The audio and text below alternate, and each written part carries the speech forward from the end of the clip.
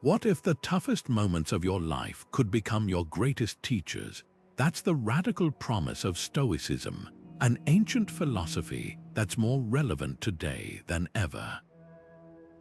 Imagine facing setbacks, stress, or even failure not with frustration, but with a calm, unshakable mindset that turns every challenge into fuel for growth.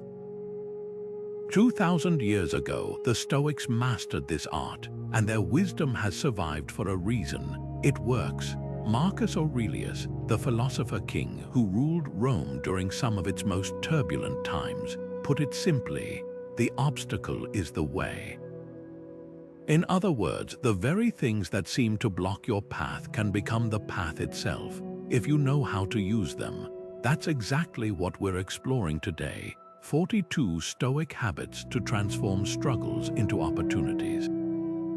These aren't just abstract ideas, they're practical, battle-tested tools used by everyone from emperors to modern-day entrepreneurs, athletes, and artists. Think of it as a mental toolkit for thriving in chaos. Whether you're dealing with a personal crisis, a professional setback, or just the daily grind of life, these habits will help you reframe obstacles, stay focused under pressure, and emerge stronger. And here's the best part, you don't need to be a philosopher to apply them. They're designed for real life, ready to use the moment you finish this video. So how does it work? We'll break it down step by step, starting with the core Stoic principles that make these habits so powerful.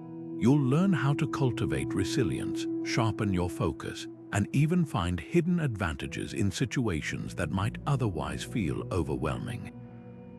Along the way, we'll dive into stories both ancient and modern, of people who have used these very strategies to turn adversity into triumph.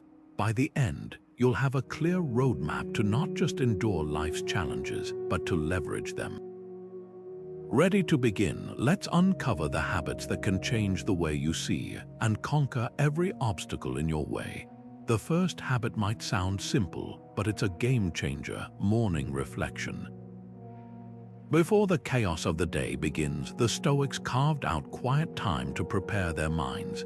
Epictetus, the former slave who became one of history's greatest teachers, put it bluntly: first say to yourself what you would be, and then do what you have to do. That's the heart of this practice, deciding in advance how you'll respond to whatever comes your way, rather than reacting in the moment. It's about distinguishing what's within your control from what isn't, so you don't waste energy on the uncontrollable. Seneca took it further, urging his readers to ask yourself at dawn, "What good shall I do today?" That question shifts your focus from passive endurance to active purpose. Think of it like a mental warm-up. Just as an athlete stretches before a race, morning reflection primes you to face obstacles with clarity. A modern example. Consider a CEO who starts each day by jotting down 3 potential challenges: a missed deadline, a tough conversation, even bad traffic, and mentally rehearses responding with patience and focus. By anticipating friction, they reframe it as part of the process, not a derailment. Your turn. What does your morning routine look like now? Is it a scramble of notifications and caffeine? Or do you carve out even 5 minutes to set your intentions? Try this tomorrow. Wake up 10 minutes earlier, sit with a notebook and ask Seneca's question. Write down one thing you'll tackle with calm determination, no matter how the day unfolds. That small ritual plants the seed of Stoic resilience before the world has a chance to shake you. Now let's talk about a habit that might seem counterintuitive at first: deliberately imagining the worst that could happen. The Stoics called this premeditatio malorum, or negative visualization, and it's one of their most powerful tools for building resilience. Seneca, in his letters, explained it like this: "What is quite unlooked for is more crushing in its effect, and unexpectedness adds to the weight of a disaster." In other words, by mentally rehearsing challenges before they arise, we strip away the shock and fear that often paralyze us when life doesn't go as planned. Think about how most of us operate today. We avoid discomfort at all costs, distracting ourselves with endless scrolling, over-planning to eliminate uncertainty, or even refusing to acknowledge potential pitfalls. But the Stoics flipped this script. They didn't dwell on the negative out of pessimism. They did it to uncover their own strength. Picture a sailor who studies storm patterns before setting sail. They're not expecting disaster, they're preparing to navigate it with skill. That's the essence of negative visualization. Here's how it works in practice. Say you're gearing up for a tough conversation, maybe asking for a raise or addressing a conflict with a friend. Instead of rehearsing only the perfect outcome, take 5 minutes to consider, what if they say no? What if emotions run high? By sitting with these possibilities beforehand, you're not inviting failure, you're building emotional calluses. When the moment arrives, you'll respond with clarity, not panic. Modern psychology backs this up. Studies show that people who mentally prepare for setbacks recover faster, adapt more creatively, and even perform better under pressure. It's why elite athletes visualize missed shots before big games, or why surgeons run through complications before an operation. The goal isn't to fear the future, it's to walk into it unshaken. So here's a challenge for you. Pick one upcoming challenge, big or small, and spend a few minutes applying negative visualization. Ask yourself, what's the worst that could happen? How would I handle it? You might just find that the worst case loses its power, leaving you with something far more valuable: confidence. Here's where Stoicism delivers one of its most liberating ideas: the habit of separating what's in your power from what isn't. Epictetus, who began life in chains and became one of philosophy's most revered voices, laid it out plainly: some things are within our power while others are not. Sounds simple, right? Yet how often do we exhaust ourselves wrestling with the uncontrollable: the weather, other people's opinions, delays, even the past? The Stoics called this the dichotomy of control, and mastering it isn't about giving up, it's about directing your energy where it actually makes a difference. Picture this: you're stuck in traffic, late for an important meeting. Your grip tightens on the wheel, your pulse races, but honking or cursing won't magically clear the road. What can you control? Your breath, your attitude, maybe even using the delay to rehearse your talking points. That shift from frustration to focus is the essence of Epictetus' teaching. Modern research echoes this. Studies show that people who practice focusing on their sphere of control report lower stress and higher problem-solving ability. They're not passive, they're strategic. Now consider how often we invert this wisdom. We obsess over a friend's cryptic text, a boss's mood, or whether it'll rain on the day of our picnic. The Stoics would ask, does ruminating change the outcome? If not, you're pouring energy into a mental black hole. This isn't indifference, it's intentional prioritization. Admiral James Stockdale, whose Stoic principles helped him survive 7 years as a prisoner of war, put it starkly: you must never confuse faith that you will prevail in the end with the discipline to confront the most brutal facts of your current reality. So let's make this practical. Grab a sheet of paper and draw 2 columns. In the first, list what's truly yours to command: your effort, your values, how you treat others. In the second, jot down what isn't: flight cancellations, stock market dips, whether someone likes you. The magic happens when you start acting on that first column and releasing the rest. Try it the next time you feel overwhelmed. Ask, is this mine to solve? If yes, act. If no, breathe. That's not resignation. It's the beginning of real power. What if you could not just accept the unexpected turns of life, but genuinely embrace them? That's the heart of Amor Fati, a Latin phrase meaning love of fate. While Nietzsche popularized the term, its roots dig deep into Stoic soil. Marcus Aurelius wrote, "The impediment to action advances action. What stands in the way becomes the way." In other words, every twist, every so-called setback isn't just something to endure, it's raw material for growth. Think about how most of us react when plans crumble.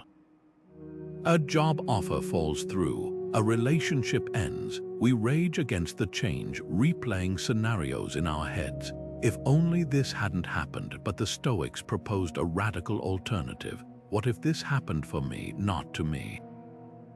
Consider a career setback, say, a promotion you worked toward for years goes to someone else. The default response might be bitterness or self-doubt.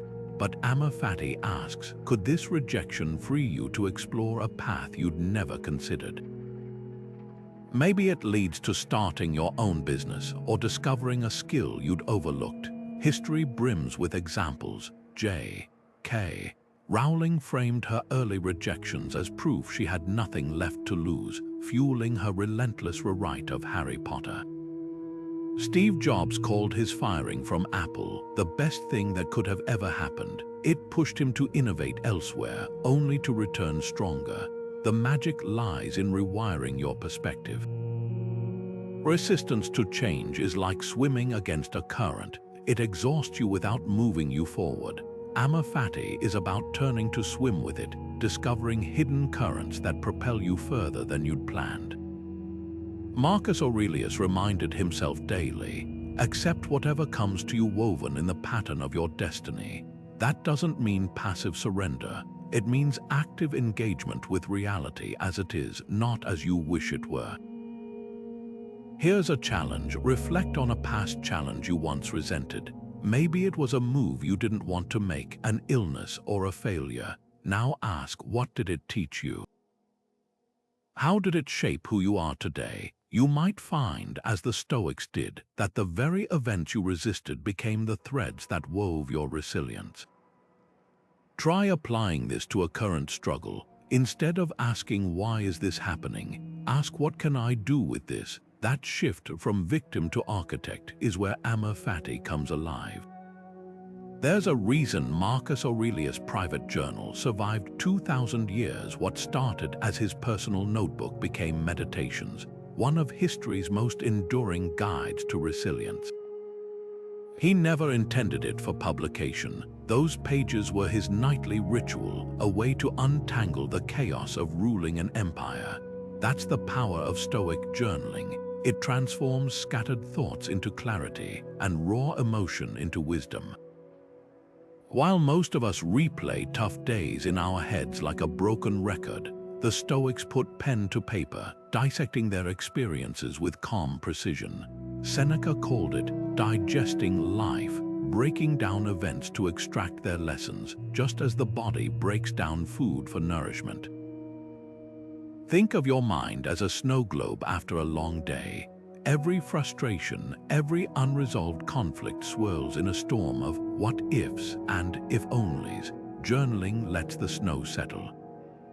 When you write, you're forced to slow down, to structure your thoughts instead of letting them race in circles. Take a conflict at work. Maybe a colleague took credit for your idea. In your head, it's a blur of anger and self-doubt. But when you journal, you start asking Stoic questions. What part of this can I control? Did I communicate clearly?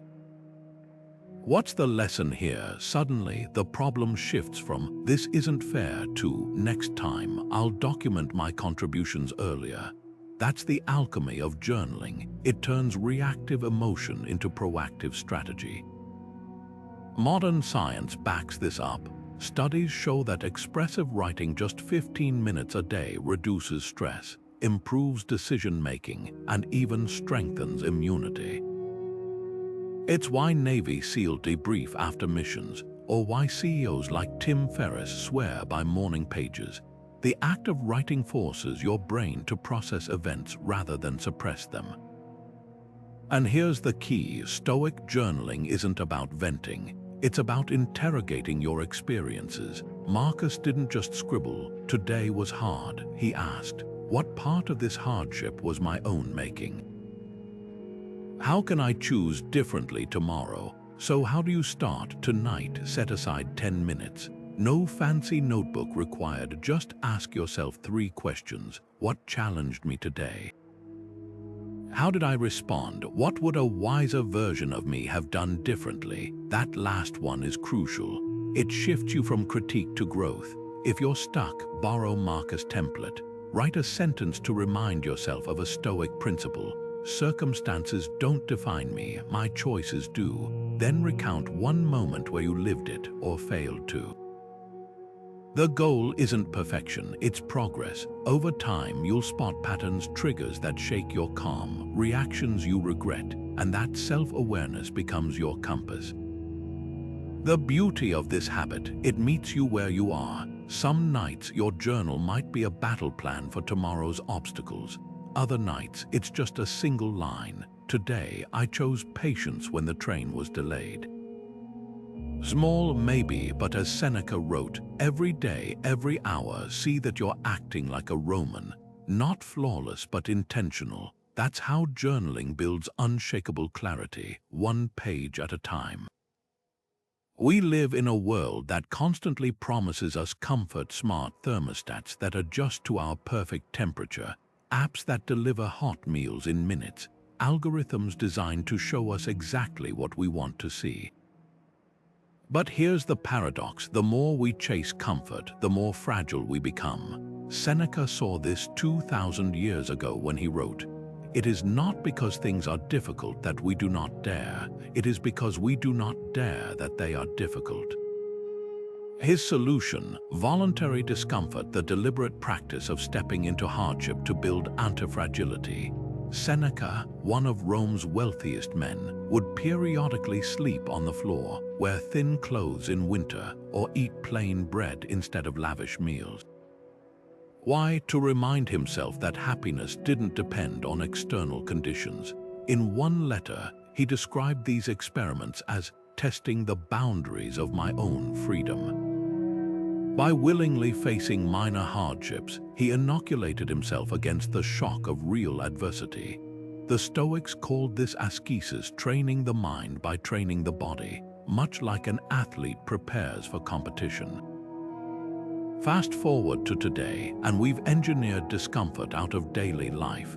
We avoid stairs with elevators, skip queues with premium subscriptions, and buffer ourselves from even minor inconveniences.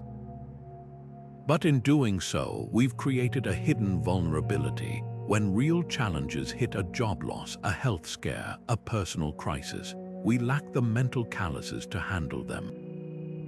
Modern research confirms this. Studies on stress inoculation show that controlled exposure to difficulty, whether physical, emotional, or cognitive, strengthens resilience far more than constant comfort.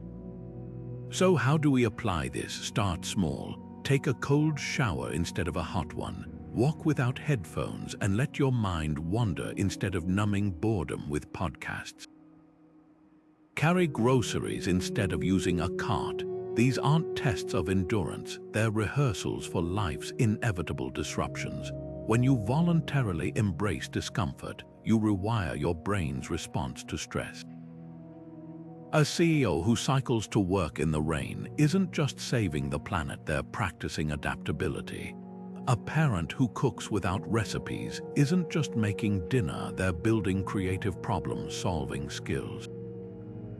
The key is intention. Voluntary discomfort isn't about punishment or deprivation. It's about reclaiming agency.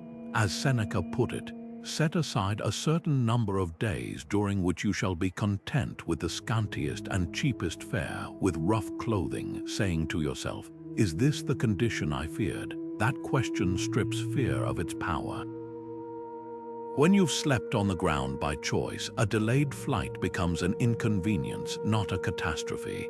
Here's your challenge. Pick one comfort you rely on daily. Your phone's alarm instead of waking naturally, a heated car seat, even your favorite coffee creamer, and ditch it for a week.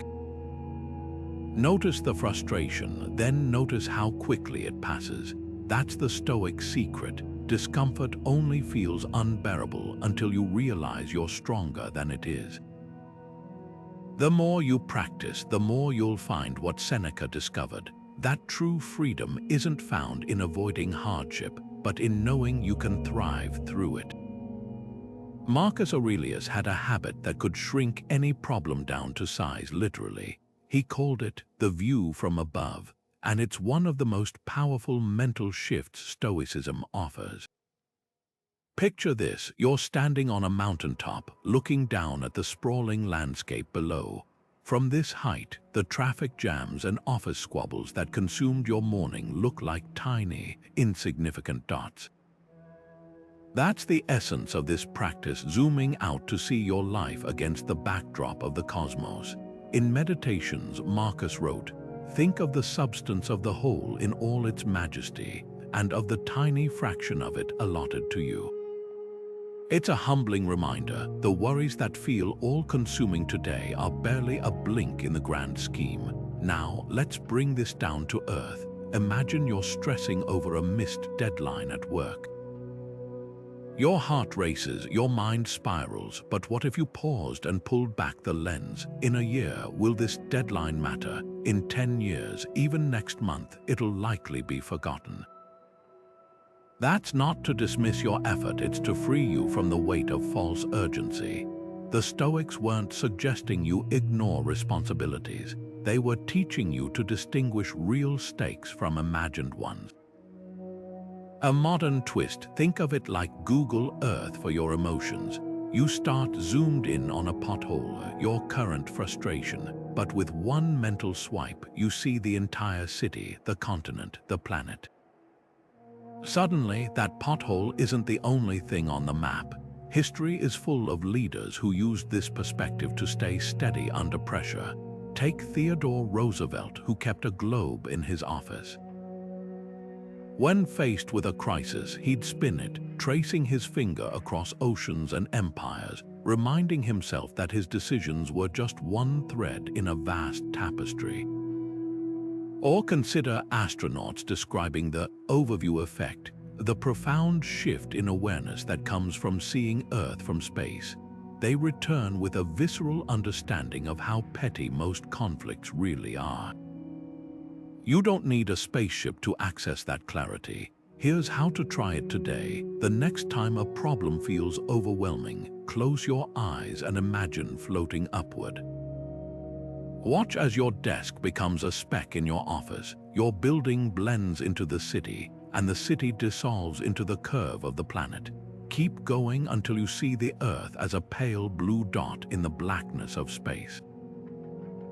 Then ask, does this change how I feel about what's troubling me? You might find, as Marcus did, that most of what we call crises are just dust in the wind, and that realization isn't depressing. It's liberating. Your energy is finite. Why spend it on what won't matter in the cosmic ledger? This habit isn't about dismissing your struggles. It's about giving them proper proportion. The same mind that magnifies a rude email into a catastrophe can also learn to see it for what it is: a fleeting ripple in an endless ocean. And when you master that shift, you hold a rare kind of power, the ability to stay calm, not because your problems are small, but because your perspective is vast. Imagine waking up every morning with a whisper in your ear: this day could be your last, not as a morbid threat, but as a clarion call to focus on what truly matters. That's Memento Mori, Latin for remember you must die, a Stoic practice that transforms how we live by keeping the reality of our finite time front and center. Seneca put it bluntly: you act like mortals in all that you fear and like immortals in all that you desire. We cling to petty grievances, postpone joy for vague tomorrows, and waste hours on distractions, all while pretending we have endless time. The Stoics flipped this script. They didn't see mortality as a tragedy to avoid. They saw it as the ultimate motivator. Consider the modern paradox. We've never been more obsessed with longevity, tracking sleep, optimizing diets, biohacking our bodies, yet we fill our days with endless scrolling, gossip, and trivial worries. A health scare shatters this illusion fast. Take someone who gets a sudden diagnosis. Overnight, their priorities crystallize, that grudge they'd nursed for years. Suddenly, it's a waste of energy. The someday trip they kept delaying, they book the tickets. Memento Mori does the same thing without the crisis. It's a daily nudge to ask, if this were my final year, would I spend it like this? History's most impactful figures used this practice. Steve Jobs kept a famous quote on his desk: "If today were the last day of my life, would I want to do what I am about to do today?" When the answer was no too often, he changed course. The Roman generals who celebrated victories with lavish parades also employed a slave to whisper in their ear, "Remember, you are mortal." Not to kill the joy, but to ground it in perspective. Even today, Navy SEAL train with mock tombstones engraved with their names, a visceral reminder that time is the one resource you can't replenish. So how do you apply this without spiraling into existential dread? Start small. Place a physical reminder where you'll see it daily. A skull ring like the Stoics wore, a note on your mirror, or even a screensaver with Marcus Aurelius words, "You could leave life right now." Let that determine what you do and say and think. Then use it as a filter when deciding whether to take that risk, mend that relationship, or waste an evening on Netflix. Ask, will this matter when I'm on my deathbed? The answers will surprise you. Legacy isn't about grand monuments, it's about the tiny choices that compound. The Stoics knew this. Seneca wrote, "Life is long if you know how to use it." That's the secret. Mortality isn't a threat. It's the lens that brings your life into sharp focus. So here's your challenge. Tonight, write your own eulogy. Not the sanitized version for public consumption, but the raw truth. What do you want it to say? What would it say today? That gap between the two is where Memento Mori works its magic. Close it and you'll find something extraordinary. Not a life lived in fear of death, but one so vibrant that when the end comes, you'll greet it with no regrets. Here's a skill that could change how you experience every thought, every emotion, every moment of frustration: cognitive distancing. The Stoics called it prosoch, the art of stepping back from your own mind to observe thoughts without being hijacked by them. Epictetus, who taught that freedom comes from mastering our perceptions, put it simply, it's not events that disturb us, but our judgments about them. Think of it like watching storm clouds pass overhead instead of standing in the rain, soaked to the bone. You see the thought, "My boss ignored me because I'm bad at my job," but you don't fuse with it. You question it, you hold it at arm's length and ask, is this true? Is this useful? Modern psychology calls this metacognition, thinking about thinking, and it's the backbone of everything from mindfulness to cognitive behavioral therapy. But the Stoics were there first. They understood that between stimulus and response, there's a gap, and in that gap lies all our power. Imagine scrolling through social media and seeing a friend's post about a promotion you'd wanted. The instant sting of envy is natural, but cognitive distancing lets you pause before reacting, before firing off a passive-aggressive comment or spiraling into self-doubt. Instead, you notice the thought, "That should have been me," and then you interrogate it. Is this helping? What's the story I'm telling myself here? This isn't suppression, it's clarity. The ancient Stoics used a tool called the Dichotomy of Control to slice through mental noise. When a thought arises, say, anxiety before a speech, they'd ask, "Can I control this?" If yes, act. If no, release. Modern research shows this simple filter reduces stress by up to 30%. Navy SEAL use a version called box breathing to create space between trigger and response. Therapists teach clients to label emotions. "I'm noticing I feel anger," to break their grip. Even Silicon Valley CEOs practice the 5-second rule, pausing before replying to contentious emails. Here's how to build this habit today. Next time you feel a strong emotion, frustration in traffic, hurt from a text, try this 3-step Stoic pause. 1. Name the feeling. This is resentment. 2. Trace the thought behind it. I'm telling myself they disrespected me. 3. Ask Epictetus question. Is this impression within my control? That tiny gap is where freedom lies. You'll start to notice how often your mind spins stories that aren't facts. A delayed flight isn't ruining your day, it's just a delay. A critic's words aren't proof you're a failure, they're one opinion. The magic lies in repetition. Cognitive distancing isn't a one-time fix, it's a mental muscle. Start small. Tonight, replay one moment that triggered you today.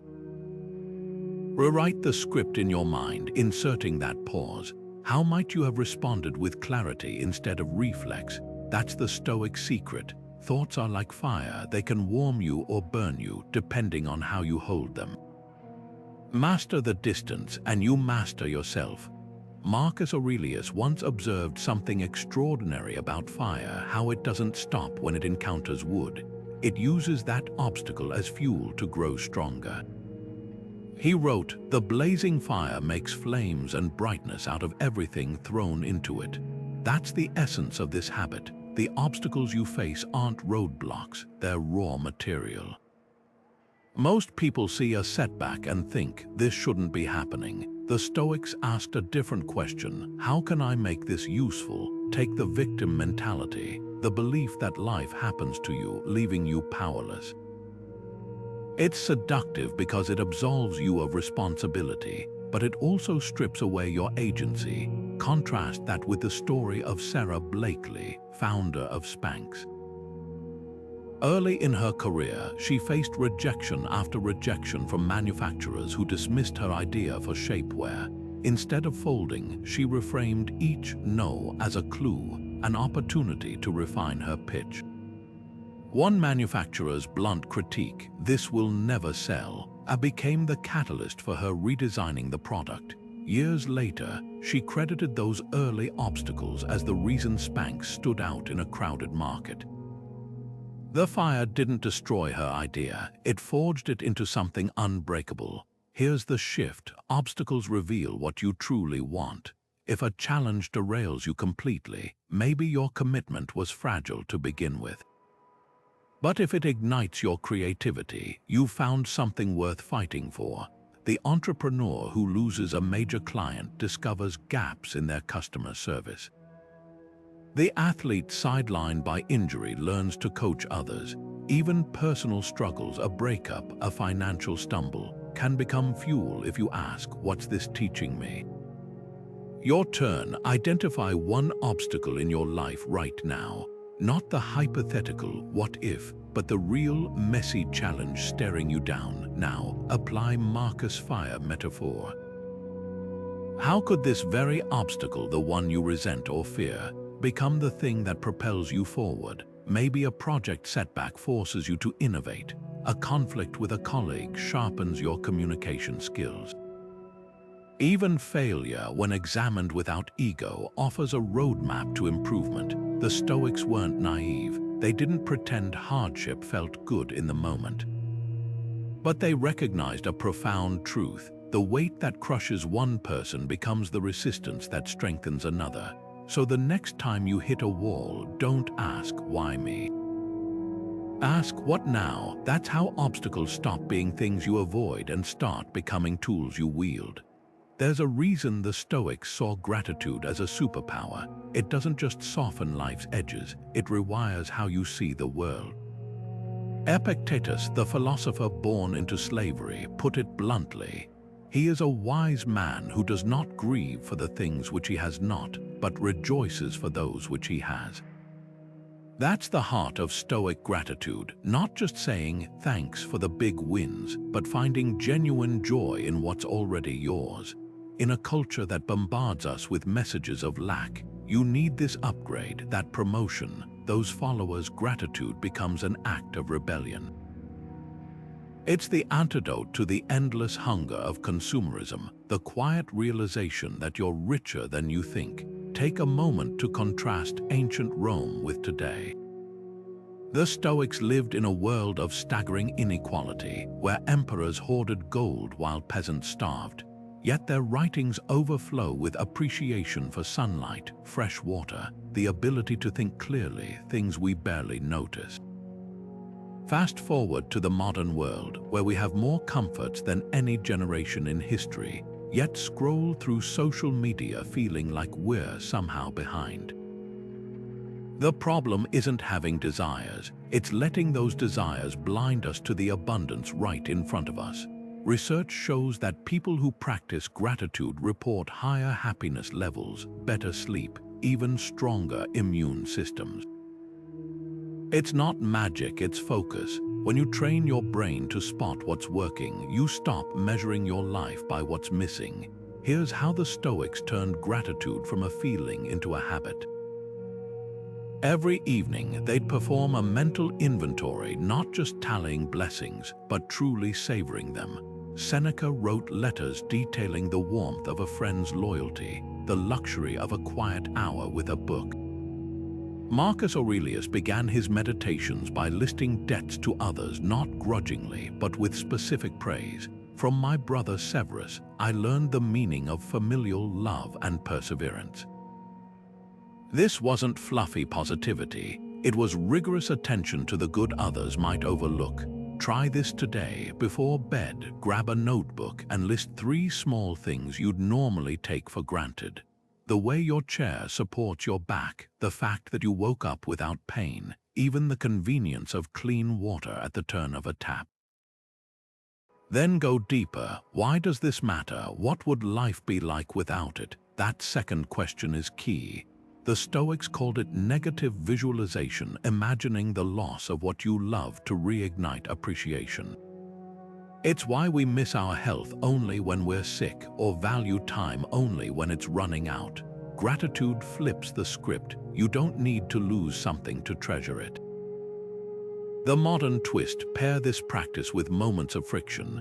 When envy creeps in as you admire a friend's new car, pause and mentally list 3 things your current car makes possible. When impatience flares in a long line, notice the miracle of a global supply chain that stocks shelves daily. Gratitude isn't about ignoring life's struggles, it's about refusing to let those struggles erase your joy.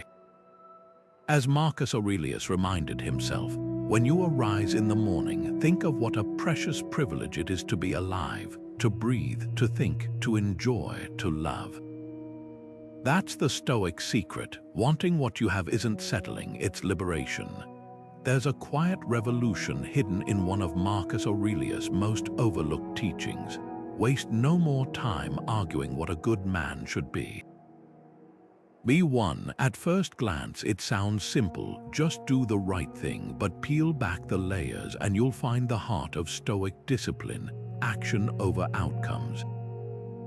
The modern world obsesses over results, likes on a post, numbers on a scale, digits in a bank account. We tie our self-worth to endpoints we can't fully control, then wonder why anxiety follows. The Stoics flipped this script. They measured success not by what happened, but by how they showed up in the process. Picture 2 people at the gym. One fixates on the scale, groaning when the number doesn't budge.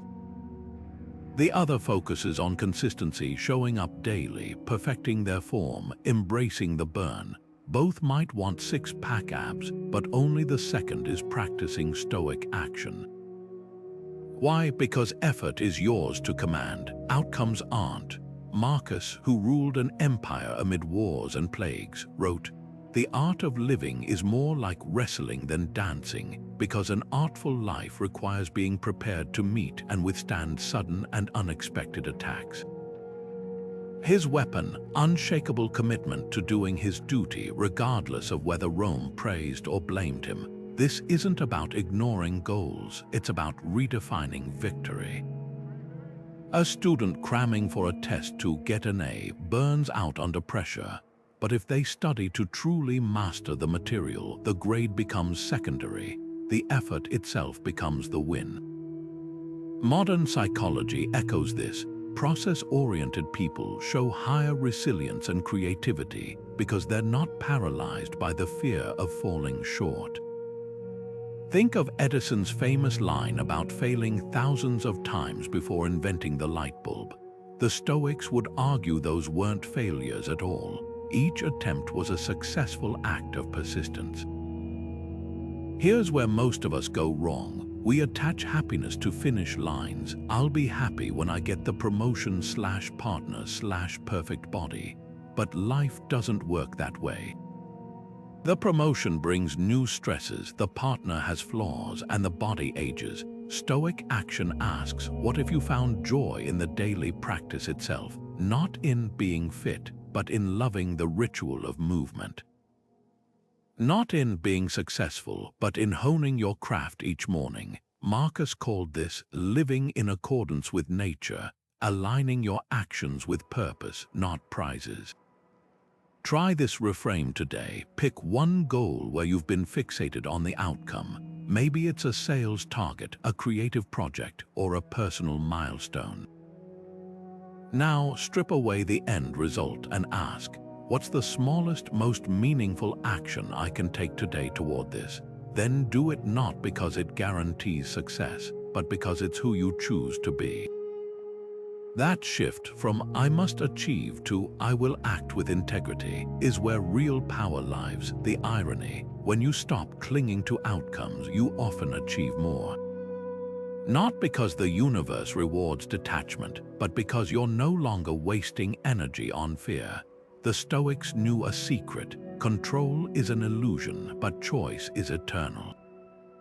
You can't command the wind, but you can always adjust your sails. So next time anxiety whispers, what if this doesn't work? Answer with action, not as a guarantee, but as a declaration. This is who I am, regardless of how it turns out. That's the discipline that built empires and the one that can rebuild your peace of mind. Epictetus once warned his students about a chain most of us wear without realizing it. The invisible link between what happens to us and how we react. He wrote, freedom is secured not by the fulfilling of desires, but by the removal of desire. At first, that sounds counterintuitive, but here's what he meant. True freedom comes from mastering the space between an event and your response. That gap, what modern psychologists call the Stoic Pause, is where your power lies. Think about the last time someone cut you off in traffic. Your body likely reacted before your mind could catch up, heart racing, hands gripping the wheel, maybe even a shouted insult. Now imagine inserting just 3 seconds between that provocation and your response. In those seconds, you could ask Epictetus' question, is this within my control? The other driver's actions aren't. Your breath, your focus, your choice to let it go, those are. That's the pause in action. The Stoics weren't preaching passivity. They were teaching precision. Marcus Aurelius practiced this daily as emperor, scribbling reminders like, you have power over your mind, not outside events. Realize this and you will find strength. He wasn't suppressing anger, he was redirecting energy. Modern research reveals why this works. The amygdala, the brain's alarm system, fires within milliseconds of a threat, but the prefrontal cortex, responsible for rational thought, takes seconds to engage. The pause bridges that biological delay. Here's how to cultivate it. Next time you feel a knee-jerk reaction rising, a flash of jealousy at a colleague's success, irritation at a partner's comment, try this. Literally count to 10, not as a distraction but as a reset. Use those seconds to separate fact from story. Did they actually disrespect me, or am I interpreting tone? Is my frustration about this moment, or am I carrying stress from earlier? This isn't about denying emotions, it's about choosing their direction. Like a sculptor with clay, you're shaping raw reaction into intentional action. History's greatest leaders harnessed this pause. Lincoln wrote hot letters to critics, then stored them unsent. Gandhi trained himself to pause for a full minute before answering provocations during India's independence struggle. Even today, hostage negotiators use the 10-second rule to prevent escalation. The common thread: they understood what Epictetus knew: impulses are suggestions, not commands. Your challenge today: pick one routine trigger, a slow-moving line, a child's tantrum, a critical email, and experiment with the pause. Notice the physical cues first: clenched jaw, quickened breath. Then create space, 10 seconds, 5 even. In that breath, ask, what would my best self do now? You might find, as the Stoics did, that the gap between reaction and response isn't empty. It's where your wisdom waits. Marcus Aurelius often gazed at the stars not just in wonder, but in recognition, seeing himself as part of something far greater than his individual struggles. He called this sympatheia, the Stoic principle that everything in the universe is interconnected, woven together like threads in a vast tapestry. What brings no benefit to the hive, he wrote, brings none to the bee. This wasn't poetic abstraction. It was a practical lens for living. While modern life pushes us toward hyper-individualism, curated social media feeds, personalized algorithms, even grocery delivery to avoid human contact, the Stoics saw isolation as an illusion. Your choices ripple outward whether you notice or not. Picture an ancient Roman ship. One rower slacking off forces others to compensate, straining the entire crew. Now fast forward to a modern office. One team member's negativity spreads like ink in water, draining morale. The reverse is equally true. A single act of patience, letting a car merge in traffic, listening without interrupting, can set off a chain reaction of calm. The Stoics called this the cosmic city, where every person's welfare is tied to the whole. Seneca took it further, arguing that harming another is like a hand wounding itself, irrational and self-destructive. Here's where sympatheia collides with modern myths. We're taught to chase personal success as if it exists in a vacuum, but history's most enduring achievements are collaborative. The Apollo moon landing wasn't one astronaut's triumph. It required 400,000 people working toward a shared vision. Even in nature, redwood trees appear solitary, but survive through vast underground root systems that share nutrients. The lesson: isolation is a cultural construct, not a human necessity. Consider teamwork through a Stoic lens. A basketball player who hogs the ball might score points, but the team loses. Contrast that with the 1992 Olympic dream team, Jordan, Magic, Bird, who subordinated ego for collective excellence. Their secret wasn't just talent. It was recognizing that individual brilliance shines brightest when it elevates others. Marcus Aurelius ruled Rome with this mindset, viewing leadership as service. Men exist for the sake of one another. Teach them or bear with them. Your turn. Reflect on one interaction today where you could practice sympatheia. Maybe it's pausing before criticizing a coworker's idea, recognizing their effort strengthens the project, or choosing patience with a stranger, understanding their bad day doesn't have to become yours. The Stoics weren't naive. They knew humans could be selfish and cruel, but they also knew this: when you act as if your well-being is tied to others, you don't just build a better world. You discover your place in it. The next time you feel disconnected, remember Marcus stargazing. That same sky arches over all of us, linking your breath to a child's laughter across the globe, your struggles to a stranger's resilience. Sympatheia asks, will you pull away or lean in? The choice shapes not just your life, but the invisible web that holds us all. Seneca once observed that kindness isn't just a virtue, it's a form of power. He wrote, wherever there is a human being, there is an opportunity for kindness. That's the heart of this habit, preemptive kindness, the Stoic practice of extending goodwill not because someone deserves it, but because you choose to. In a world where relationships often feel transactional, you scratch my back, I'll scratch yours, the Stoics offered a radical alternative. Kindness isn't currency, it's strength in action. Marcus Aurelius put it plainly, what's bad for the hive is bad for the bee. When you lift others without expectation, you don't just improve their day, you reinforce your own character. Consider the difference between two co-workers. One helps only when it's convenient or when there's something to gain. The other offers support, proactively sharing credit, mentoring newcomers, even bringing coffee to the night shift crew. The first might climb the ladder faster in the short term, but the second builds something far more valuable: trust. Ancient Stoics called this philanthropia, love for humanity.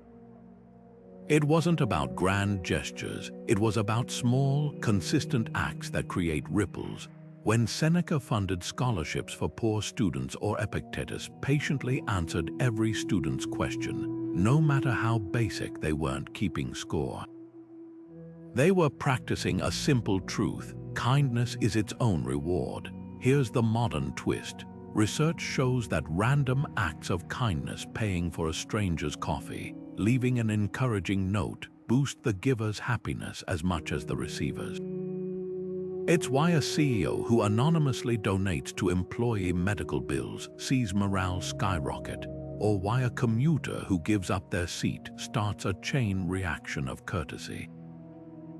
The Stoics would nod in recognition. They knew kindness isn't weakness, it's a reminder that we're all part of the same fabric. Your challenge today: perform one act of preemptive kindness, not because it's earned, but because you can. Hold the elevator for someone rushing in. Compliment a harried cashier's patience. Send a text to a friend just to say you admire them. The key is to do it quietly, without fanfare, like Marcus Aurelius slipping coins into the pockets of the poor. Notice how it shifts your mindset. That's the Stoic secret. When you treat others well, you're not just changing their world, you're reminding yourself of the person you want to be. What if true wealth had nothing to do with your bank account? Epictetus, the former slave who became one of history's most influential teachers, offered a startling definition. Wealth consists not in having great possessions, but in having few wants. That's the essence of Stoic contentment, not settling for less, but discovering that enough is a state of mind, not a number. In a world that equates success with accumulation, more money, more followers, more square footage, the Stoics proposed a radical alternative. Freedom comes not from getting what you want, but from no longer being controlled by wanting. Consider two neighbors. One chases promotions to afford a bigger house, luxury cars, and exotic vacations, constantly stressed about maintaining appearances. The other lives comfortably in a modest home, invests in experiences over things, and measures wealth in time for family and hobbies. Both might earn similar salaries, but their relationship to enough couldn't be more different. The first is trapped on what psychologists call the hedonic treadmill, running harder but never arriving. The second embodies what Epictetus called autarkeia, self-sufficiency, rooted in detachment from external validation. Minimalism offers a modern parallel. Think of the tiny house movement, where people trade square footage for financial freedom and simplicity. Or consider Marie Kondo's philosophy of keeping only what sparks joy. These aren't trends about deprivation, they're experiments in intentional living. The Stoics would recognize them as practical applications of Seneca's warning. It is not the man who has too little, but the man who craves more that is poor. Here's the paradox: contentment doesn't mean abandoning ambition. The Stoics weren't advocating laziness. Marcus Aurelius ruled an empire, after all. It's about distinguishing between healthy striving and insatiable hunger. A writer passionate about craft thrives in the daily work. One obsessed with bestseller lists chases approval. An athlete focused on personal growth finds joy in training. One fixated on trophies measures worth by victories. The action may look identical, but the mindset determines whether it fuels fulfillment or frustration. So how do you find your enough? Start with this exercise. List 3 things you believe would make you truly content. Maybe financial security, a dream home, or career recognition. Now channel your inner Stoic and ask, if I never achieve these, could I still choose peace? This isn't about giving up goals, it's about decoupling happiness from outcomes. The entrepreneur who builds a business with or without $1 million exit. The artist who creates regardless of gallery shows. That shift from "I'll be happy when" to "I choose happiness now" is where real power lies.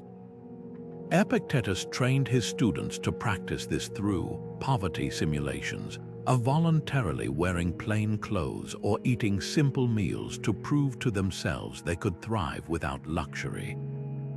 You don't need sackcloth and gruel to try the modern version. Next weekend, unplug from consumerism, cook meals from pantry staples, rediscover library books over Amazon orders. Notice the difference between want and need. You might discover, as the Stoics did, that the fewer things you depend on for happiness, the richer you become. Marcus Aurelius kept a secret weapon against stress hidden in plain sight, a habit so simple yet transformative that he scribbled it in his journal almost 2,000 years ago. Take away your opinion about what gives you pain, and you stand unshaken. That's the essence of objective judgment, the Stoic practice of stripping away emotional labels to see events as they truly are, not as we fear or fantasize them to be. Picture this: your boss hands back a report covered in red ink. Instantly, your mind races. They hate my work. I'm terrible at this. But what if you could hit pause on that mental soundtrack and simply observe the facts? The paper contains corrections, that's all. No disaster, no indictment of your worth, just ink on a page waiting for your response. This isn't about suppressing emotions, it's about separating raw reality from the stories we layer onto it. The Stoics called this hypolepsis, the discipline of distinguishing facts from interpretations. Imagine 2 colleagues receiving identical feedback. Your presentation lacked data. One spirals into shame, I'm a fraud. The other thinks, next time I'll add more statistics. Same event, different judgments. That gap is where Stoic power lies.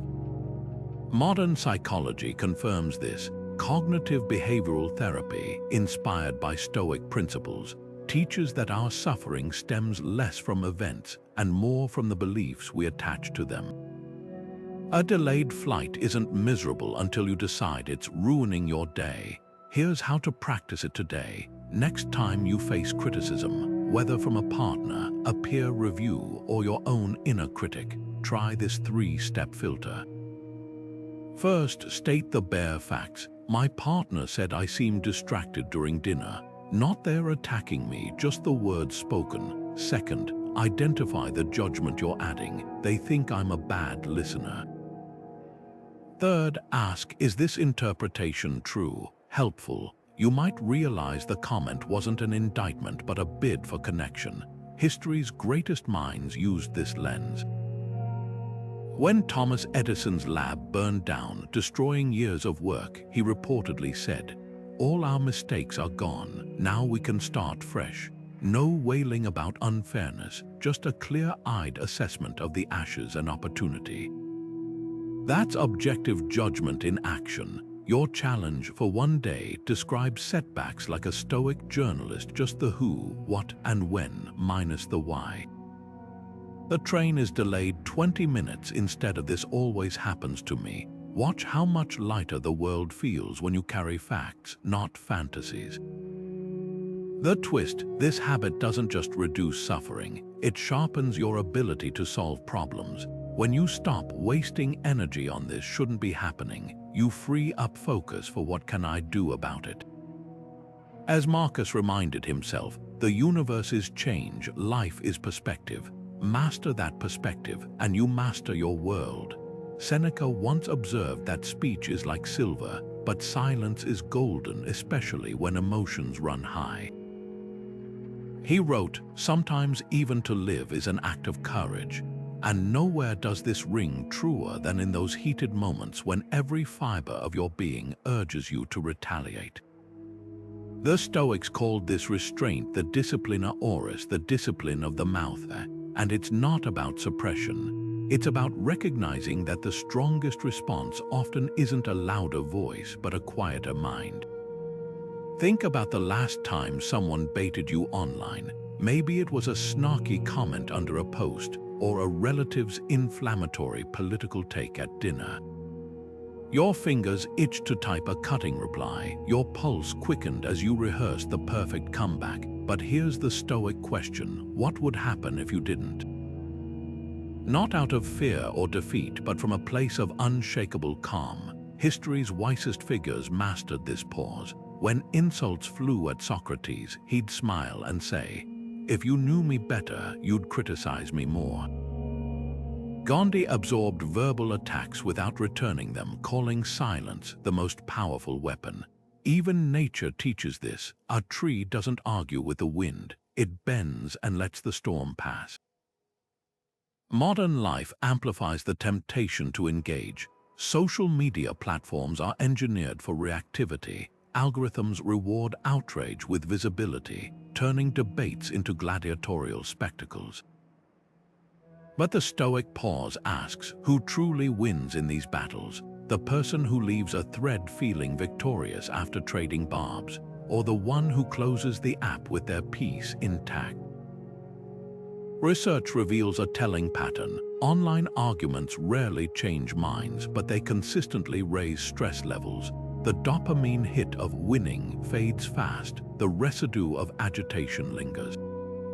Here's how to practice this today. Next time you're provoked, whether by a troll, a coworker's passive-aggressive email, or even your own inner critic, try Seneca's 3-step filter. First, pause physically. Set down your phone, step away from the keyboard, or take a sip of water. This creates literal distance between stimulus and response. Second, ask, does this need my voice? Will my words improve or inflame? Third, choose. Either respond with measured clarity or exit with quiet dignity. The key is to decide, not default. The challenge isn't just avoiding fights, it's reclaiming your attention. Every minute spent debating strangers online is a minute stolen from reading, creating, or connecting with someone who matters. Marcus Aurelius ruled an empire amid constant criticism, yet his journal brims with reminders like, "It's silly to try to escape other people's faults. They are inescapable, just try to escape your own." So here's your experiment. For the next 24 hours, let one provocation pass unanswered. Not every itch deserves scratching. Notice how the world doesn't end, how your energy stays yours. That's the hidden power of silence. It doesn't just protect your peace, it becomes a mirror, revealing what truly deserves your voice. Marcus Aurelius often reminded himself of a truth so simple we forget it daily. You could leave life right now. Let that determine what you do, say, and think. That's the heart of Stoic presence, not some mystical state of enlightenment, but the raw, practical discipline of fully inhabiting the moment you're in. In an age where we scroll through news feeds during meetings, listen to podcasts while cooking dinner, and mentally rehearse tomorrow's to-do list during conversations, the ability to focus on one thing at a time has become a radical act. The Stoics didn't call this mindfulness, they called it sanity. Consider how anxiety thrives in the gaps between moments, regretting yesterday's missteps, dreading tomorrow's uncertainties. Marcus wrote, "The present is all that they can give up, since that is all you have, and what you do not have, you cannot lose." Modern science confirms this. Studies show that multitasking reduces productivity by up to 40% while increasing stress hormones. Your brain isn't designed to juggle emails, Slack messages, and a Zoom call simultaneously. It's built to immerse itself fully in one meaningful task at a time. Take something as mundane as eating. Most of us consume meals while staring at screens, barely tasting the food. The Stoics practiced what's now called mindful eating, chewing slowly, noticing textures, savoring flavors. It wasn't just about nutrition, it was training for life. When Epictetus taught, if you seek truth, you will not seek victory by dishonorable means. He wasn't just talking about debates, he meant showing up fully even in trivial acts. A grape tastes sweeter when you're present to experience it. A conversation deepens when your eyes aren't darting to your phone. Here's the modern paradox. We fear missing out so much that we miss what's right in front of us. A parent plays with their child while mentally drafting an email, then wonders why the years blurred past. A traveler documents sunset after sunset on their camera, never pausing to let the colors sink into memory. The Stoic antidote: do less but do it completely. When you walk, feel your feet on the ground. When you listen, hear not just words but the spaces between them. Your challenge today is disarmingly simple. Pick one routine activity: brushing your teeth, drinking your morning coffee, even washing dishes, and do it with your full attention. Notice the bristles against your gums, the warmth of the mug in your palms, the way soap bubbles refract light. This isn't about productivity, it's about reclaiming your life from the thief of distraction. As Marcus scribbled in his journal, confine yourself to the present, not as a suggestion, but as an order from emperor to self. The future will come soon enough. The past is already gone, but this breath, this heartbeat, this is where your power lives. Epictetus compared the mind to a heavily guarded fortress with one crucial vulnerability: the main gate where impressions enter. The first and most important practice of philosophy, he taught, is the discipline of assent, not letting fleeting thoughts become unquestioned beliefs. This ancient warning feels startlingly modern in an era where misinformation spreads faster than truth. Every tweet, headline, and office rumor presents itself as fact, demanding our immediate agreement. The Stoics called this automatic acceptance prolepsis, a premature grasping at ideas before examining them. Picture this: a coworker whispers that layoffs are coming next month.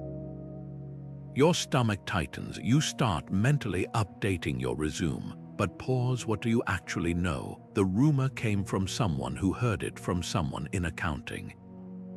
No official announcement exists. That gap between hearing and believing is where the discipline of assent works.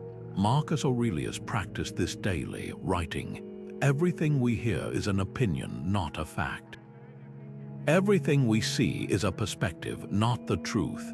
Modern psychology reveals why this matters. The human brain is wired to accept information quickly, an evolutionary shortcut that helped our ancestors react to rustling grass. Is it the wind or a predator? But in today's digital jungle, that same reflex makes us vulnerable to viral falsehoods. Studies show it takes mere seconds for misinformation to implant itself, while debunking it requires far more mental effort. The Stoic solution: treat every impression like a suspicious package inspected before opening. Here's how to train this muscle. Next time you encounter a claim that triggers emotion, whether a political headline or a friend's gossip, ask Epictetus 3 questions. Is this within my control? What evidence supports it? What harm comes from withholding judgment? Take the layoff rumor. Unless you're the CEO, you can't control corporate decisions. The source is vague. Waiting for official word costs nothing. Panicking saps energy better spent on performance. History's wisest minds used this filter. Benjamin Franklin would scribble pro and con columns before major decisions. Warren Buffett reads annual reports cover to cover before investing, ignoring market chatter. They understood what Epictetus knew: the mind's gates swing both ways. You can't stop impressions from knocking, but you choose which to welcome in. Your challenge today: spot one assumption you've accepted unexamined. Maybe it's "I'm bad at public speaking," based on one shaky presentation years ago, or "the economy is collapsing," from doom-scrolling financial news. Write it down, then dissect it like a Stoic detective. What's the earliest source? Has context changed? You might find, as the ancients did, that most mental suffering comes not from facts, but from unchecked impressions masquerading as truth. The tighter you guard that gate, the freer your mind becomes. Marcus Aurelius stood on the banks of the Tiber River one evening, watching leaves swirl in the current, and wrote a truth that still echoes today. Everything is ephemeral, both what remembers and what is remembered. That moment captures the heart of Stoic acceptance, not just acknowledging change, but embracing it as the fundamental rhythm of existence. While modern culture wages endless war against impermanence, anti-aging creams promising eternal youth, apps designed to freeze nostalgic moments, careers built on maintaining static identities, the Stoics offered a radical alternative. They saw the fluidity of life not as a threat, but as the very source of its beauty. Consider how we react to visible signs of time's passage: gray hairs, slower reflexes, laugh lines. Society frames these as failures, flaws to be corrected, but the Stoics observed nature's wisdom in seasons. A tree doesn't cling to its autumn leaves in despair. It lets them fall, knowing spring will come. Marcus reflected, loss is nothing but change, and change is nature's delight. This wasn't resignation, it was reverence for the cyclical nature that governs galaxies and grapevines alike.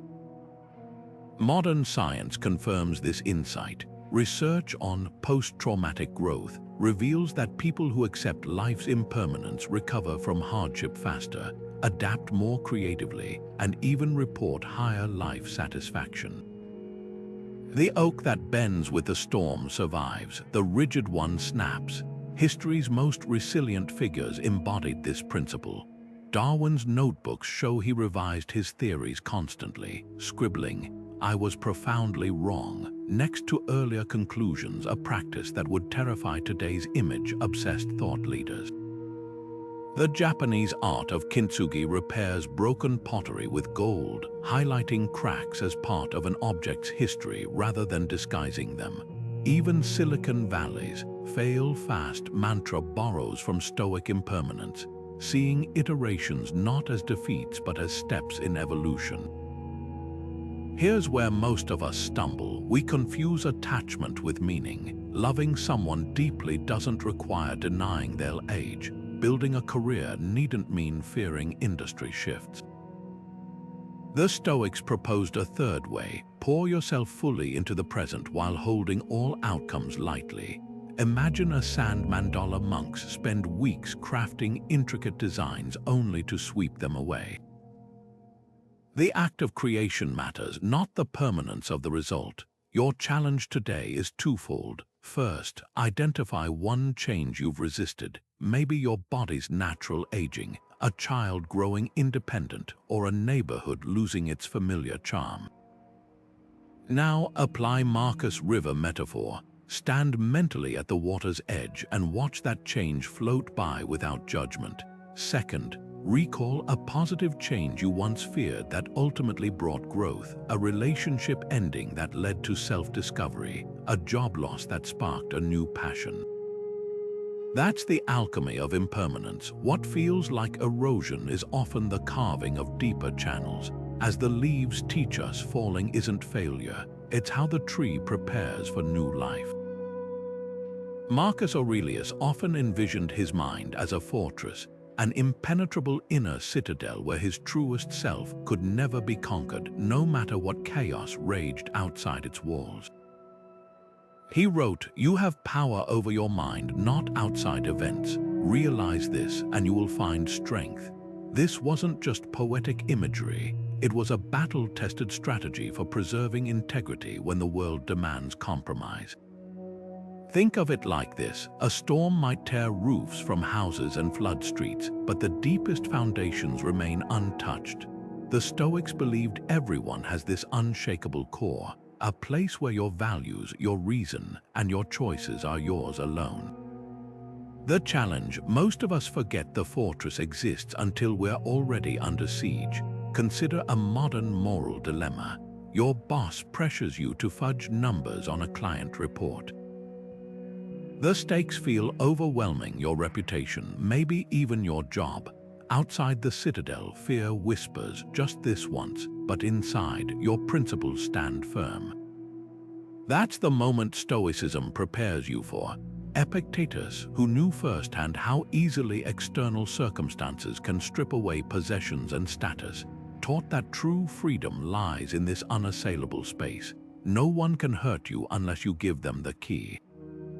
The report isn't the test, whether you hand over the key is. History offers striking examples. Thomas More, the 16th century statesman, chose execution over endorsing a king's divorce, famously saying, "I die the king's good servant, but God's first." Viktor Frankl, the psychiatrist who survived Nazi camps, wrote in Man's Search for Meaning that even in unimaginable suffering, everything can be taken from a man but one thing, the last of the human freedoms, to choose one's attitude. These weren't acts of stubbornness. They were demonstrations of a citadel so well fortified that no external force could dictate what mattered most. Your turn. What are the walls of your inner fortress made of? Is it honesty when deception would be easier? Compassion when cynicism is the norm? Start by naming one non-negotiable principle, something you wouldn't abandon for money, approval, or even survival. Then rehearse defending it. Imagine a scenario where that value is challenged. Maybe it's refusing to laugh at a cruel joke to fit in, or walking away from a deal that compromises your ethics. The Stoics called this premeditatio malorum, anticipating tests to strengthen your resolve. Here's the paradox: the more you nurture this inner citadel, the less you'll need its walls. When your choices align with your deepest principles, external pressures lose their grip. Like a tree with roots sunk deep, you'll bend without breaking. Marcus Aurelius ruled an empire, but his journal reveals a man constantly returning to his center. Nowhere can man find a quieter or more untroubled retreat than in his own soul. That quiet isn't escape, it's the source of unshakable action. So tonight, ask yourself, what's one thing no circumstance can make you betray? The answer might just be your greatest strength. Seneca, one of Rome's wealthiest men, would periodically shock his household by staging what he called poverty days, sleeping on a thin mat instead of his plush bed, wearing coarse tunics, and eating nothing but stale bread with water. To his baffled servants, this seemed like madness, but Seneca knew something most of us forget. Comfort is a cage we build for ourselves, one silken thread at a time. He wrote, "Set aside a certain number of days to eat only the plainest food, wear the coarsest clothes, and ask yourself, is this the condition I feared?" That question cuts to the heart of Stoic poverty practice, not deprivation for its own sake, but liberation from the illusion that happiness depends on external conditions. Modern life runs on the opposite principle, a lifestyle inflation. The promotion that leads to a bigger house, the raise that demands a luxury car, the social media feed that convinces us everyone else is living better. It's a treadmill where enough is always one more rung away. Consider this paradox: the average American home has nearly tripled in size since the 1950s, yet self-storage is a $38 billion industry. We're drowning in possessions but starved for space, both physical and mental. The Stoics would nod knowingly. Epictetus, born a slave, warned, wealth consists not in having great possessions, but in having few wants. Here's where voluntary poverty becomes training rather than punishment, like a musician practicing scales or an athlete drilling fundamentals. Temporarily stripping away comforts reveals our true resilience. A CEO who takes the subway instead of a limo isn't just saving money, they're proving to themselves that status symbols don't define them. A family that camps in their backyard instead of booking a 5-star resort discovers joy doesn't require room service. These experiments aren't about rejecting abundance, they're about refusing to be enslaved by it. Your challenge: try a 24-hour spending fast. Not just skipping coffee runs, but identifying every non-essential comfort you rely on: the heated car seats, the premium streaming subscriptions, even the extra pillow on your bed. Then consciously remove one. Notice the initial discomfort, then the quiet realization: you're still you. That's the Stoic secret Seneca uncovered. When you prove to yourself you can thrive with less, you stop fearing loss and start seeing luxury for what it is: optional, not oxygen. The twist: practicing poverty doesn't make you poorer, it makes you freer. Because when you know a thin blanket won't break you, a thick one becomes a choice, not a chain. Imagine standing in line at a crowded coffee shop when the barista spills your drink-hot liquid, splashing across the counter as they sigh and roll their eyes. Your pulse quickens, your jaw tightens. Now picture this instead. You take a slow breath, meet their gaze with a nod, and say, "Accidents happen, no worries." That's the Stoic smile in action, not a plastered-on grin, but an unshakable calm that disarms tension and preserves your peace. Epictetus, who endured slavery before becoming philosophy's most revered teacher, framed it as a superpower: bear and forbear. Show patience in adversity, grace under pressure. This habit isn't about suppressing emotions, it's about mastering their expression. Think of a seasoned captain steering through a storm. Their face might show focus, but never panic. That steadiness doesn't mean they don't feel the wind's fury. It means they know reacting wildly won't steady the ship. Modern research confirms this. People who maintain composed demeanors in conflicts are perceived as more competent and trustworthy, whether in boardrooms or grocery store checkouts. A study of customer service interactions found that agents who responded to rude customers with deliberate calm resolved issues 40% faster. The Stoic smile isn't passive, it's a tactical choice. Consider a tech support call where the caller is furious over a malfunctioning router. The technician who matches the anger escalates the conflict. The one who listens calmly, acknowledges the frustration, and says, "Let's fix this together," transforms the dynamic. Epictetus would recognize this as proheresis, the discipline of aligning actions with principles, not impulses. Your face, your tone, your posture are levers you control, even when you can't control the situation. Here's how to practice it today. Next time you're in a frustrating scenario, a delayed flight, a snippy email, a toddler's meltdown, pause and put on your Stoic smile. Not as a mask, but as a reminder: this moment doesn't own me. Feel the irritation, then channel it into purposeful action. The barista's mistake, a chance to practice kindness. The traffic jam, an opportunity to listen to an audiobook you've postponed. As Marcus Aurelius wrote, "The blazing fire makes flames and brightness out of everything thrown into it." Your smile is the spark that decides whether chaos consumes you or fuels your resilience. History's most composed figures used this tool. Mandela practiced his Stoic smile during 27 years of imprisonment, disarming guards with unbroken courtesy. Queen Elizabeth II maintained hers through decades of public scrutiny, her calm becoming her signature strength. You don't need a crown to borrow their strategy. Start small. Smile at the next minor inconvenience, not because you're happy about it, but because you refuse to let it dictate your humanity. That's the secret Epictetus knew. Nobility isn't about never feeling storms. It's about standing firm while they pass.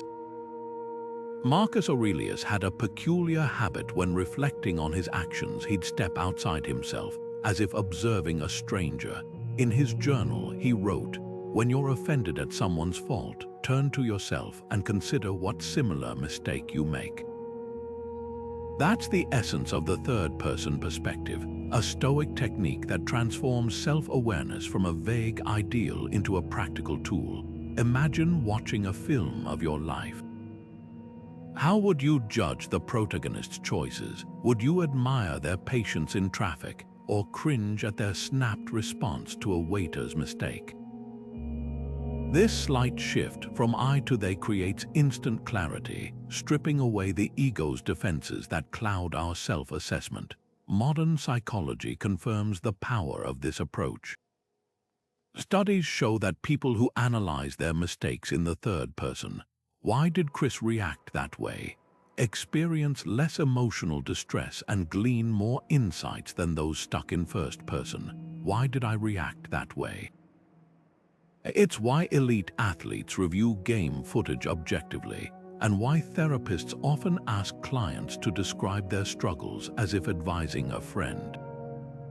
The Stoics were pioneers of this mental detachment, recognizing what neuroscientists now call the observer effect, creating psychological distance to see reality more clearly. Here's how it works in practice. Recall a recent misstep. Maybe you lost your temper during a team meeting. Replay the scene in your mind, but this time, watch as if you're a neutral bystander. Notice the flushed cheeks, the interrupted colleague, the tension in the room.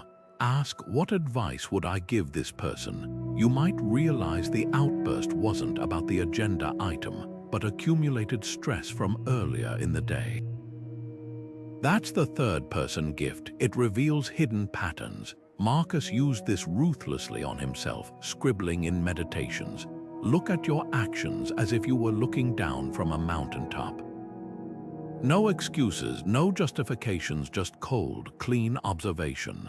Your challenge today: pick one interaction where you wish you'd acted differently. Maybe it was a hasty text sent in frustration or a missed chance to listen. Now write two versions of the story, first as I, then as they. Spot the difference in tone, accountability, and lessons. The Stoic twist: this isn't about self-judgment, it's about self-evolution. As Marcus reminded himself, the soul becomes dyed with the color of its thoughts. Observe honestly and you'll act more wisely next time. The magic lies in repetition. Athletes don't review tape once, they study every play. Apply that rigor to your life. Tonight, replay one moment through the third-person lens. What would your wisest self, the version of you that's calm, kind, and clear-eyed, have done differently? That's the Stoic secret. Growth begins when we stop seeing ourselves as the hero of every story and start becoming the author instead. Seneca opened one of his most famous letters with a jarring question: how much of your life has actually been yours? He wasn't asking about stolen years or tragic accidents. He meant all the hours frittered away on distractions, half-hearted efforts, and tasks we perform out of obligation rather than purpose. Life is long if you know how to use it, he wrote, exposing the illusion that time slips through our fingers when in truth, we often surrender it willingly. The Stoics called this tempus fugit, not just the flight of time, but our complicity in letting it escape. Picture two neighbors. One spends evenings scrolling through celebrity gossip and complaining about being too busy to paint, while the other, equally pressed by work and family, completes one small watercolor each week.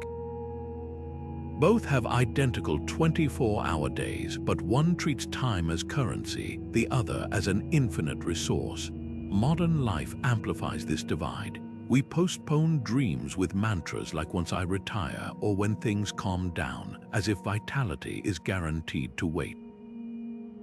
Financial planners see this daily: clients who delay saving for retirement until their 50s, then face the brutal math of compound interest. The same principle applies to learning languages, writing books, or repairing relationships. Seneca observed, "We are not given a short life, but we make it short by wasting time." The irony: those who chase bucket list experiences in their golden years often realize too late that the real richness came from consistent, small investments over decades.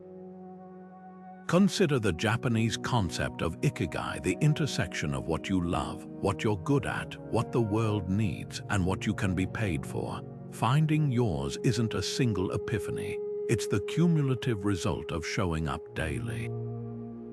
A teacher who spends 15 minutes before school sketching might retire with a gallery-worthy portfolio. A nurse who journals patient stories could publish a memoir. The Stoic urgency isn't about frantic hustle. It's recognizing that today's unused minutes compound into tomorrow's regrets. Your turn: grab a notebook and divide a page into 2 columns. Label the first "postponed" and list dreams you've shelved, whether it's learning piano, visiting Lisbon, or reconciling with a sibling. In the second column, next to each, write the smallest step you could take this week. Not compose a symphony, but download a music theory app. Not book a European vacation, but research off-season flights. As Seneca warned, we suffer more often in imagination than in reality. The barrier isn't time, it's the myth that meaningful action requires perfect conditions. History's most fulfilled figures understood this. Darwin wrote on the origin of species in deliberate, daily increments despite chronic illness. Grandma Moses began painting at 78, producing over 1,500 works. Their secret wasn't boundless energy, it was treating time as a finite resource to be invested, not spent. So tonight, as you brush your teeth, ask Seneca's question: what part of today truly belonged to me? The answer might just light a fire under those postponed dreams. Marcus Aurelius kept a stark reminder in his journal: when you've done wrong, admit it immediately. Simple words, but how many of us actually live them? The Stoic Apology isn't about groveling or guilt, it's about radical ownership. Picture this: you miss a crucial deadline at work, derailing a team project. The instinctive response: blame the overloaded inbox, the unclear instructions, the coworker who didn't send files on time. But the Stoic approach flips the script. It asks, what slice of this failure is truly mine? Then, without fanfare or self-flagellation, you walk into your manager's office and say, "I underestimated the timeline. Here's how I'll prevent this next time." No qualifiers, no hidden buts, just clean accountability. This habit cuts against our deepest wiring. Evolution bred us to defend our status. Admitting fault felt dangerous in tribal hierarchies. Modern workplaces amplify this. A study in the Journal of Applied Psychology found that employees who default to excuses are perceived as 23% less competent, even when their actual performance matches peers. Defensiveness erodes trust, ownership builds it. Consider 2 chefs. One blames undercooked meat on a faulty oven, while the other says, "I misjudged the temperature, let me remake your dish." Guess who earns return customers? The magic lies in speed and specificity. Marcus didn't muse for days before correcting himself. He course-corrected in real time. Modern psychology calls this rapid repair, addressing ruptures before resentment sets in. A client email sent in anger: apologize within the hour, naming the exact misstep. My tone was unprofessional. A forgotten anniversary: don't delay with flowers, say, "I failed to prioritize this day, and I'm reshaping my calendar to honor us." The Stoic apology isn't softened with chocolates or emojis. Its power is in its precision.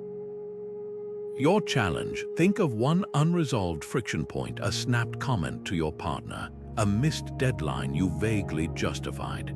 Apply the three-part Stoic Apology. 1. State the fault plainly. I interrupted you. 2. Acknowledge the impact that dismissed your feelings. 3. Offer restitution. I'm setting a phone reminder to listen fully tonight. No theater, no trauma, just repair. As Epictetus observed, it's better to trip with your feet than with your tongue. Stumble, then stand. That's how trust gets forged. Epictetus offered a simple but revolutionary tweak to how we approach our plans, adding 2 quiet words that change everything: fate permitting. The Stoics called this the reserve clause, a mental footnote acknowledging that while we control our efforts, outcomes belong to the universe. Picture a farmer planting seeds with care, watering them diligently, yet whispering if the weather allows. That's the reserve clause in action, not hedging bets, but honoring the delicate balance between intention and surrender. Modern hustle culture would call this defeatist. Manifest your destiny, crush your goals, but the Stoics recognized a deeper truth: clinging too tightly to results sets us up for suffering. Think of a startup founder who pours 3 years into a product, convinced it will revolutionize an industry only to watch it flop. Without the reserve clause, that failure becomes an identity crisis. I'm a fraud. With it, the narrative shifts. I gave my best, the market had other plans. Research on resilience backs this up. A study in the Journal of Behavioral Decision Making found that people who mentally prepared for multiple outcomes, success, failure, or unexpected twists, recovered from setbacks 30% faster than those fixated on a single vision. The magic lies in differentiation, your job application within your control, tailoring your resume, rehearsing interviews, whether you're hired, fate's domain. Parenting, you show up with patience and values, your child's life path, not yours to dictate. Epictetus, who endured slavery before teaching emperors, framed it starkly: some things are up to us and some things are not. The reserve clause isn't about lowering standards. It's about redirecting focus to the only arena where you truly have power: your choices. Consider a writer submitting a novel to publishers. Without the reserve clause, each rejection feels like a verdict on their worth. With it, they think, I wrote courageously, now the industry decides. The work remains proud, the outcome loses its fangs. Even ancient Stoics faced this. Seneca's plays were panned by critics, yet his letters reveal zero bitterness. He'd practiced separating labor from legacy. Your turn. Pick one current goal: fitness, career, creative. Now rewrite it with the reserve clause. Not I'll lose 20 pounds, but I'll exercise daily and eat mindfully, fate permitting my health. Feel the shift. That tiny phrase inoculates against perfectionism's poison. It reminds you that giving your best is enough, even when the world doesn't reward it on your timeline. As Marcus Aurelius scribbled in the margins of his war journal, the cucumber is bitter, then throw it out. There are brambles in the path, then go around. That's all you need to know. The rest isn't up to you, and that's the most freeing truth of all. As the sun dips below the horizon, most of us collapse into bed, mindlessly scrolling until our eyelids grow heavy. But the Stoics saw these twilight hours as sacred ground for transformation. Seneca described his nightly ritual with military precision. When the light has been removed and my wife has fallen silent, I examine my entire day and retrace my actions and words. This wasn't mere reflection, it was an uncompromising audit of the soul. Picture a general reviewing battle maps after combat, not to brood over losses, but to sharpen strategy for tomorrow's campaign. Modern sleep experts advocate bedtime routines: dimming lights, avoiding screens, yet few address the mental clutter that truly sabotages rest. The average person replays the day's stresses like a broken record, amplifying regrets or rehearsing tomorrow's to-do lists. The Stoic Evening Review flips this script. It's not about tallying wins and losses, but asking Seneca's piercing question, where did I stray from my principles today? Not with self-flagellation, but with the detached curiosity of a scientist studying data. Here's how it works in practice. Grab a notebook and evaluate 3 specific moments from your day through Stoic lenses. First, identify one action aligned with your values, perhaps patience with a trainee's mistake or resisting office gossip. Celebrate it briefly. Virtue reinforces itself. Next, spotlight a misstep, a snapped remark, a procrastinated task. Analyze it without drama. What fear or false belief drove this? Finally, choose one opportunity you missed, a chance to show courage, kindness, or restraint. The goal isn't guilt, it's pattern recognition. Modern psychology validates this ancient practice. Studies on implementation intentions show that people who reflect on daily behaviors with structured prompts are 23% more likely to achieve goals. A nurse reviewing a shift might realize her hurried tone with patients stemmed from anxiety about charting, not indifference. A parent might see their evening irritability spikes when skipping afternoon hydration. These tiny insights compound into profound change. Your challenge tonight: ditch the screens 20 minutes early and conduct your first Stoic review. Keep it brutally concise, 3 sentences total. Today I listened fully to my partner's work stress virtue. I exaggerated a claim during lunch to impress colleagues. Error. I avoided giving feedback to a struggling teammate. Missed chance. That's it. No essays, no agonizing. Like Seneca, you're not writing for an audience, you're mining the day for wisdom. The magic lies in consistency. After 7 nights, you'll spot recurring themes, perhaps defensiveness when tired or generosity when well rested. These aren't flaws, they're roadmaps. Marcus Aurelius scribbled in Meditations, "The soul becomes dyed with the color of its thoughts." Your evening review is the dye you choose consciously, one sunset at a time. Epictetus once compared the tongue to an untamed horse, powerful when directed, destructive when unchecked. We have 2 ears and 1 mouth, he reminded his students, so we can listen twice as much as we speak. That's the essence of the Stoic pause in speech, creating space between impulse and expression, where wisdom can temper emotion. In an age where tweets fly faster than thoughts and comment sections fuel endless reactivity, this ancient discipline feels more urgent than ever. Consider the modern battleground of social media. A controversial post goes viral, maybe about politics, parenting styles, or workplace norms. Fingers hover over keyboards, itching to fire off reactions. But the Stoic pause asks, will these words improve the silence? Imagine scrolling past an inflammatory tweet about a topic you're passionate about. Your pulse quickens, your thumbs move toward the reply button. Now insert Epictetus filter. Is this within my control? Does my response serve truth or just ego? That 3-second delay is often enough to prevent a digital wildfire. A study from the University of California found that even a 5-second pause before responding online reduces regrettable posts by 62%. The power lies not in silence for silence's sake, but in intentional speech.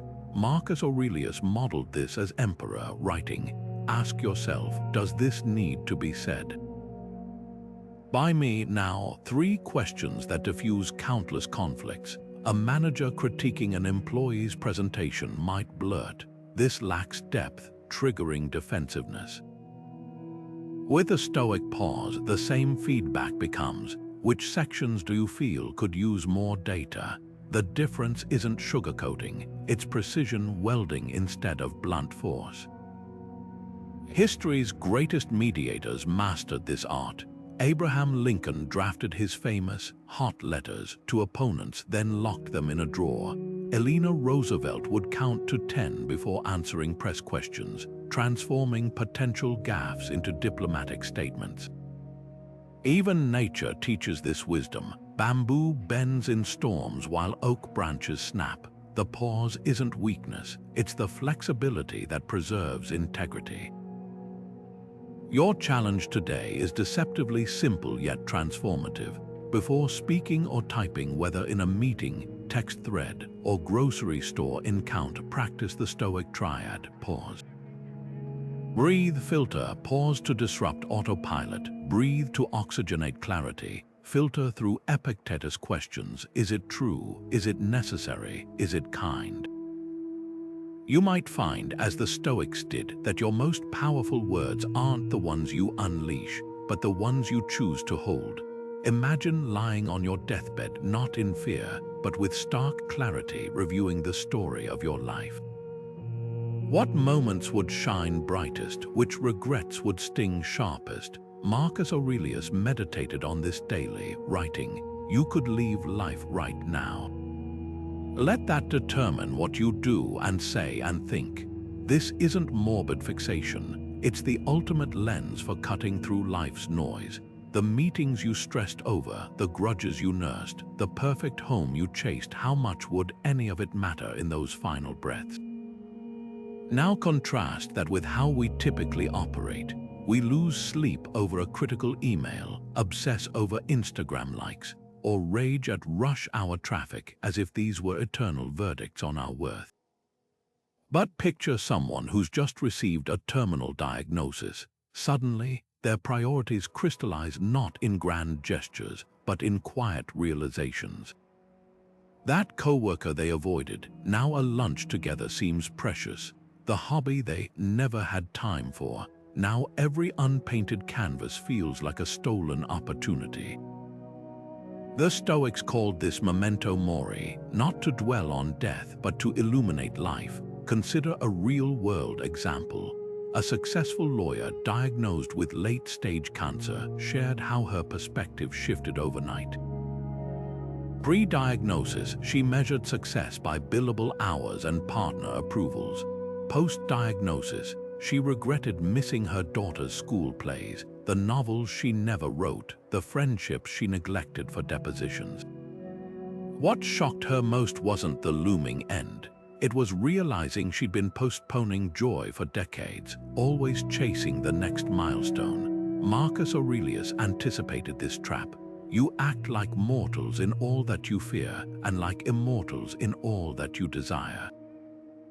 Here's the paradox: visualizing your deathbed doesn't shrink your ambitions, it refines them. A startup founder might still work tirelessly, but now they delegate petty disputes to preserve family dinners. An artist might still crave recognition, but they prioritize creating over curating a perfect online persona. Even small choices transform. That argument with your spouse, is it worth winning if these could be your last words to them? The vacation you keep delaying, what if someday never comes? Your challenge today is visceral. Close your eyes and project yourself onto that final bed. Who's surrounding you? What do you wish you'd done more or less? Now open your eyes and ask, what's one thing you can do today to close the gap between that version of you and the one living now? Maybe it's finally booking that trip, or simply putting your phone down during dinner. As Seneca wrote, life is long if you know how to use it. The clock's ticking, but every second is a chance to live in alignment with what truly matters. There's a quiet power hidden in one of Seneca's most overlooked teachings, a single word that can transform your time, energy, and peace of mind. No. Not the resentful no of someone overburdened, nor the flippant no of laziness, but the Stoic no, a deliberate boundary set with virtue. He wrote, if you wish to make room for your real obligations, you must learn to decline the trivial without guilt. That's the heart of this habit. Recognizing that every yes to something unimportant is a silent no to what truly matters. Picture your time as a clay jar. Meetings, emails, and social obligations pour in like pebbles. filling the space until there's no room left for the big rocks, your health, your relationships, your deepest work. Most of us live with overflowing jars, constantly saying, "I'll sleep when I'm dead," or just this once, until burnout becomes our default setting. The Stoic solution: start filtering the pebbles before they ever reach the jar. Seneca practiced this ruthlessly, turning down dinner invitations from Rome's elite to protect his writing hours, even though it risked offending powerful figures. He understood what modern research confirms: people who set clear boundaries report higher productivity, better mental health, and stronger relationships. Consider a modern scenario. Your colleague asks you to lead yet another low-impact committee. Your instinct might be to say yes, avoiding conflict, craving approval, or fearing missed opportunities. But the Stoic no asks, does this align with my core responsibilities? Will it drain energy from my most meaningful work? If the answer isn't an unequivocal yes, the virtuous response becomes clear. This isn't selfishness, it's stewardship of your limited time on earth. The magic lies in execution. A weak no, "I'm swamped right now," invites future asks. A resentful no, "Why does this always fall on me?" breeds tension, but a Stoic no is both firm and graceful. "I appreciate you thinking of me, but I need to focus on my current priorities." No apologies, no justifications. Like a gardener pruning a tree, you're not harming the plant, you're directing its growth. History's most effective leaders mastered this. Warren Buffett credits saying no to 99% of opportunities as key to his success. Author Greg McKeown built his best-selling book Essentialism around the premise that if it isn't a clear yes, it's a no. Even nature teaches this wisdom. A river that tries to flow everywhere becomes a swamp. Your challenge today: decline one non-essential request, whether it's a redundant meeting, a favor that crosses boundaries, or even your own tendency to overcommit. Say it with the calm clarity of Seneca turning down an emperor's summons. Notice the space that opens not just in your calendar, but in your mind. That's the paradox of the Stoic no. By refusing what doesn't serve you, you become more available for what does. Imagine spending months crafting a painting, pouring your soul onto the canvas only to have someone glance at it for 3 seconds and declare, "Meh." Or worse, to receive thunderous applause that leaves you strangely empty.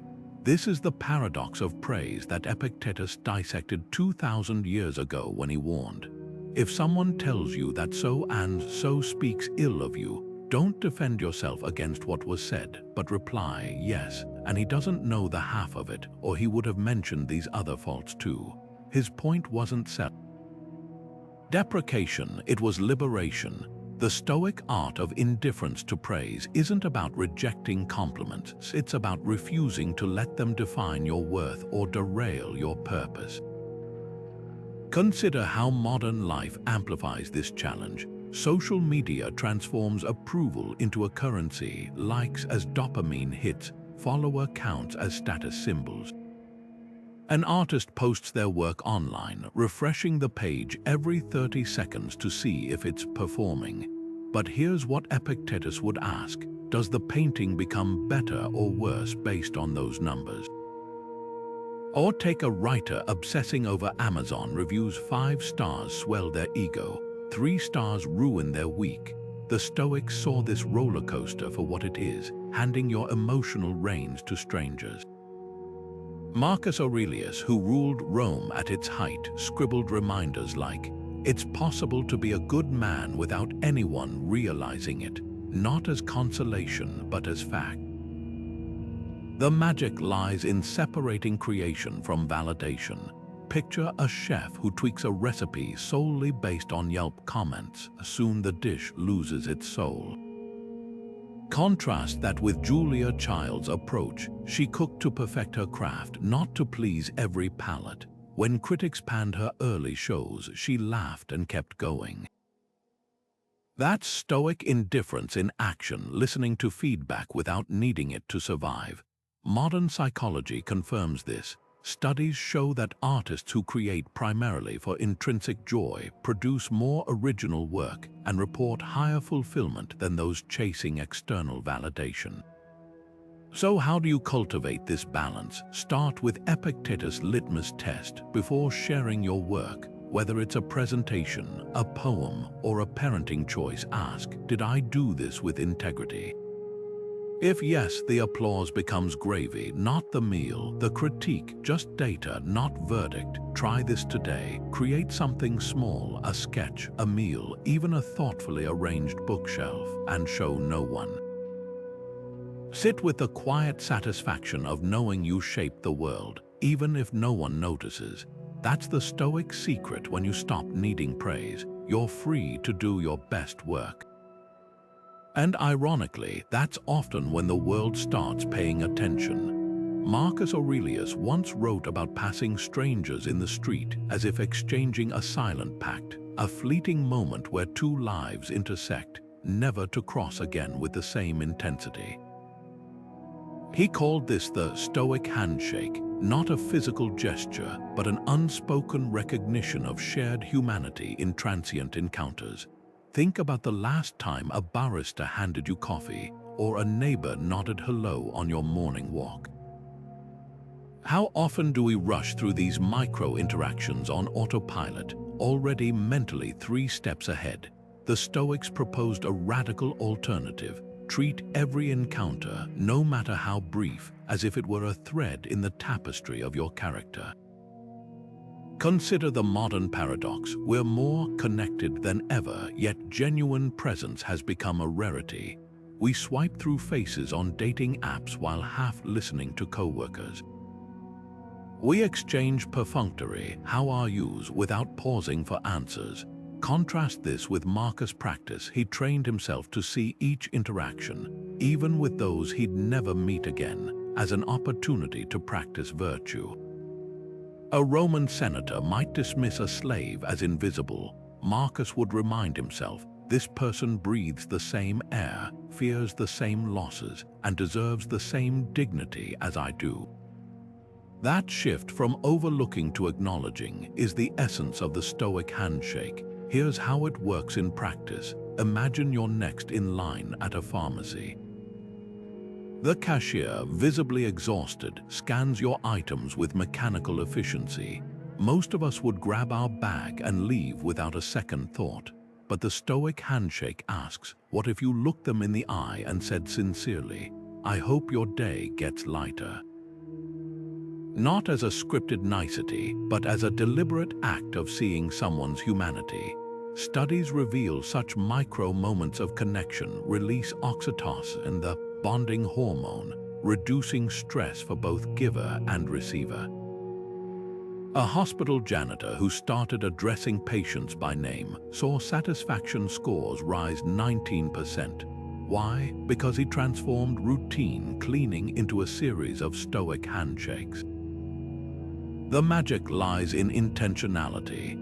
Marcus didn't suggest lengthy conversations with every passerby. He advocated for quality over quantity. A 3-second exchange can carry more weight than a 3-hour superficial chat if it's fully present. Think of a traveler asking for directions in a foreign city. The local who pauses, makes eye contact, and points carefully leaves an imprint far beyond the information given. That's the Stoic handshake. Your momentary undivided attention becomes someone else's lasting memory. Your challenge today: transform one routine interaction into a Stoic handshake.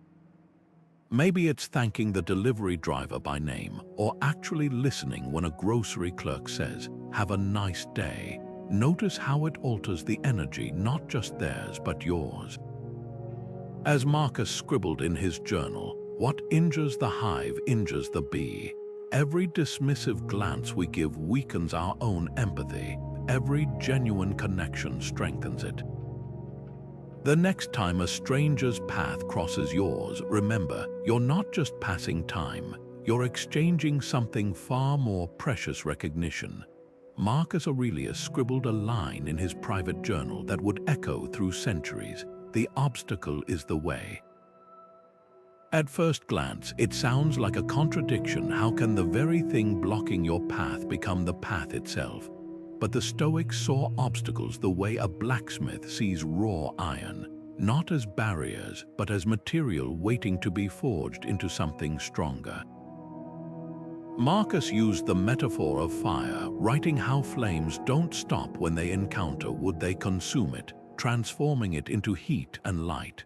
That's the alchemy of this habit, taking what appears to be a dead end and discovering it's actually fuel for your next breakthrough. Consider a modern-day example. Sarah, a graphic designer, lost her biggest client when the company downsized. The immediate reaction was panic, mortgage payments looming, self-doubt creeping in. But instead of frantically applying for every job listing, she applied Stoic reframing. What if this isn't a disaster, she asked, but a forced pivot? She realized she'd been ignoring her passion for book cover design because the steady corporate work felt safe. That obstacle of losing her client became the push she needed to build a portfolio in her dream niche. Within months, she was working with indie authors and earning more than before. The setback didn't just change her direction, it revealed it. The magic lies in a three-step Stoic interrogation. First, identify the obstacle clearly, not the story you've attached to it.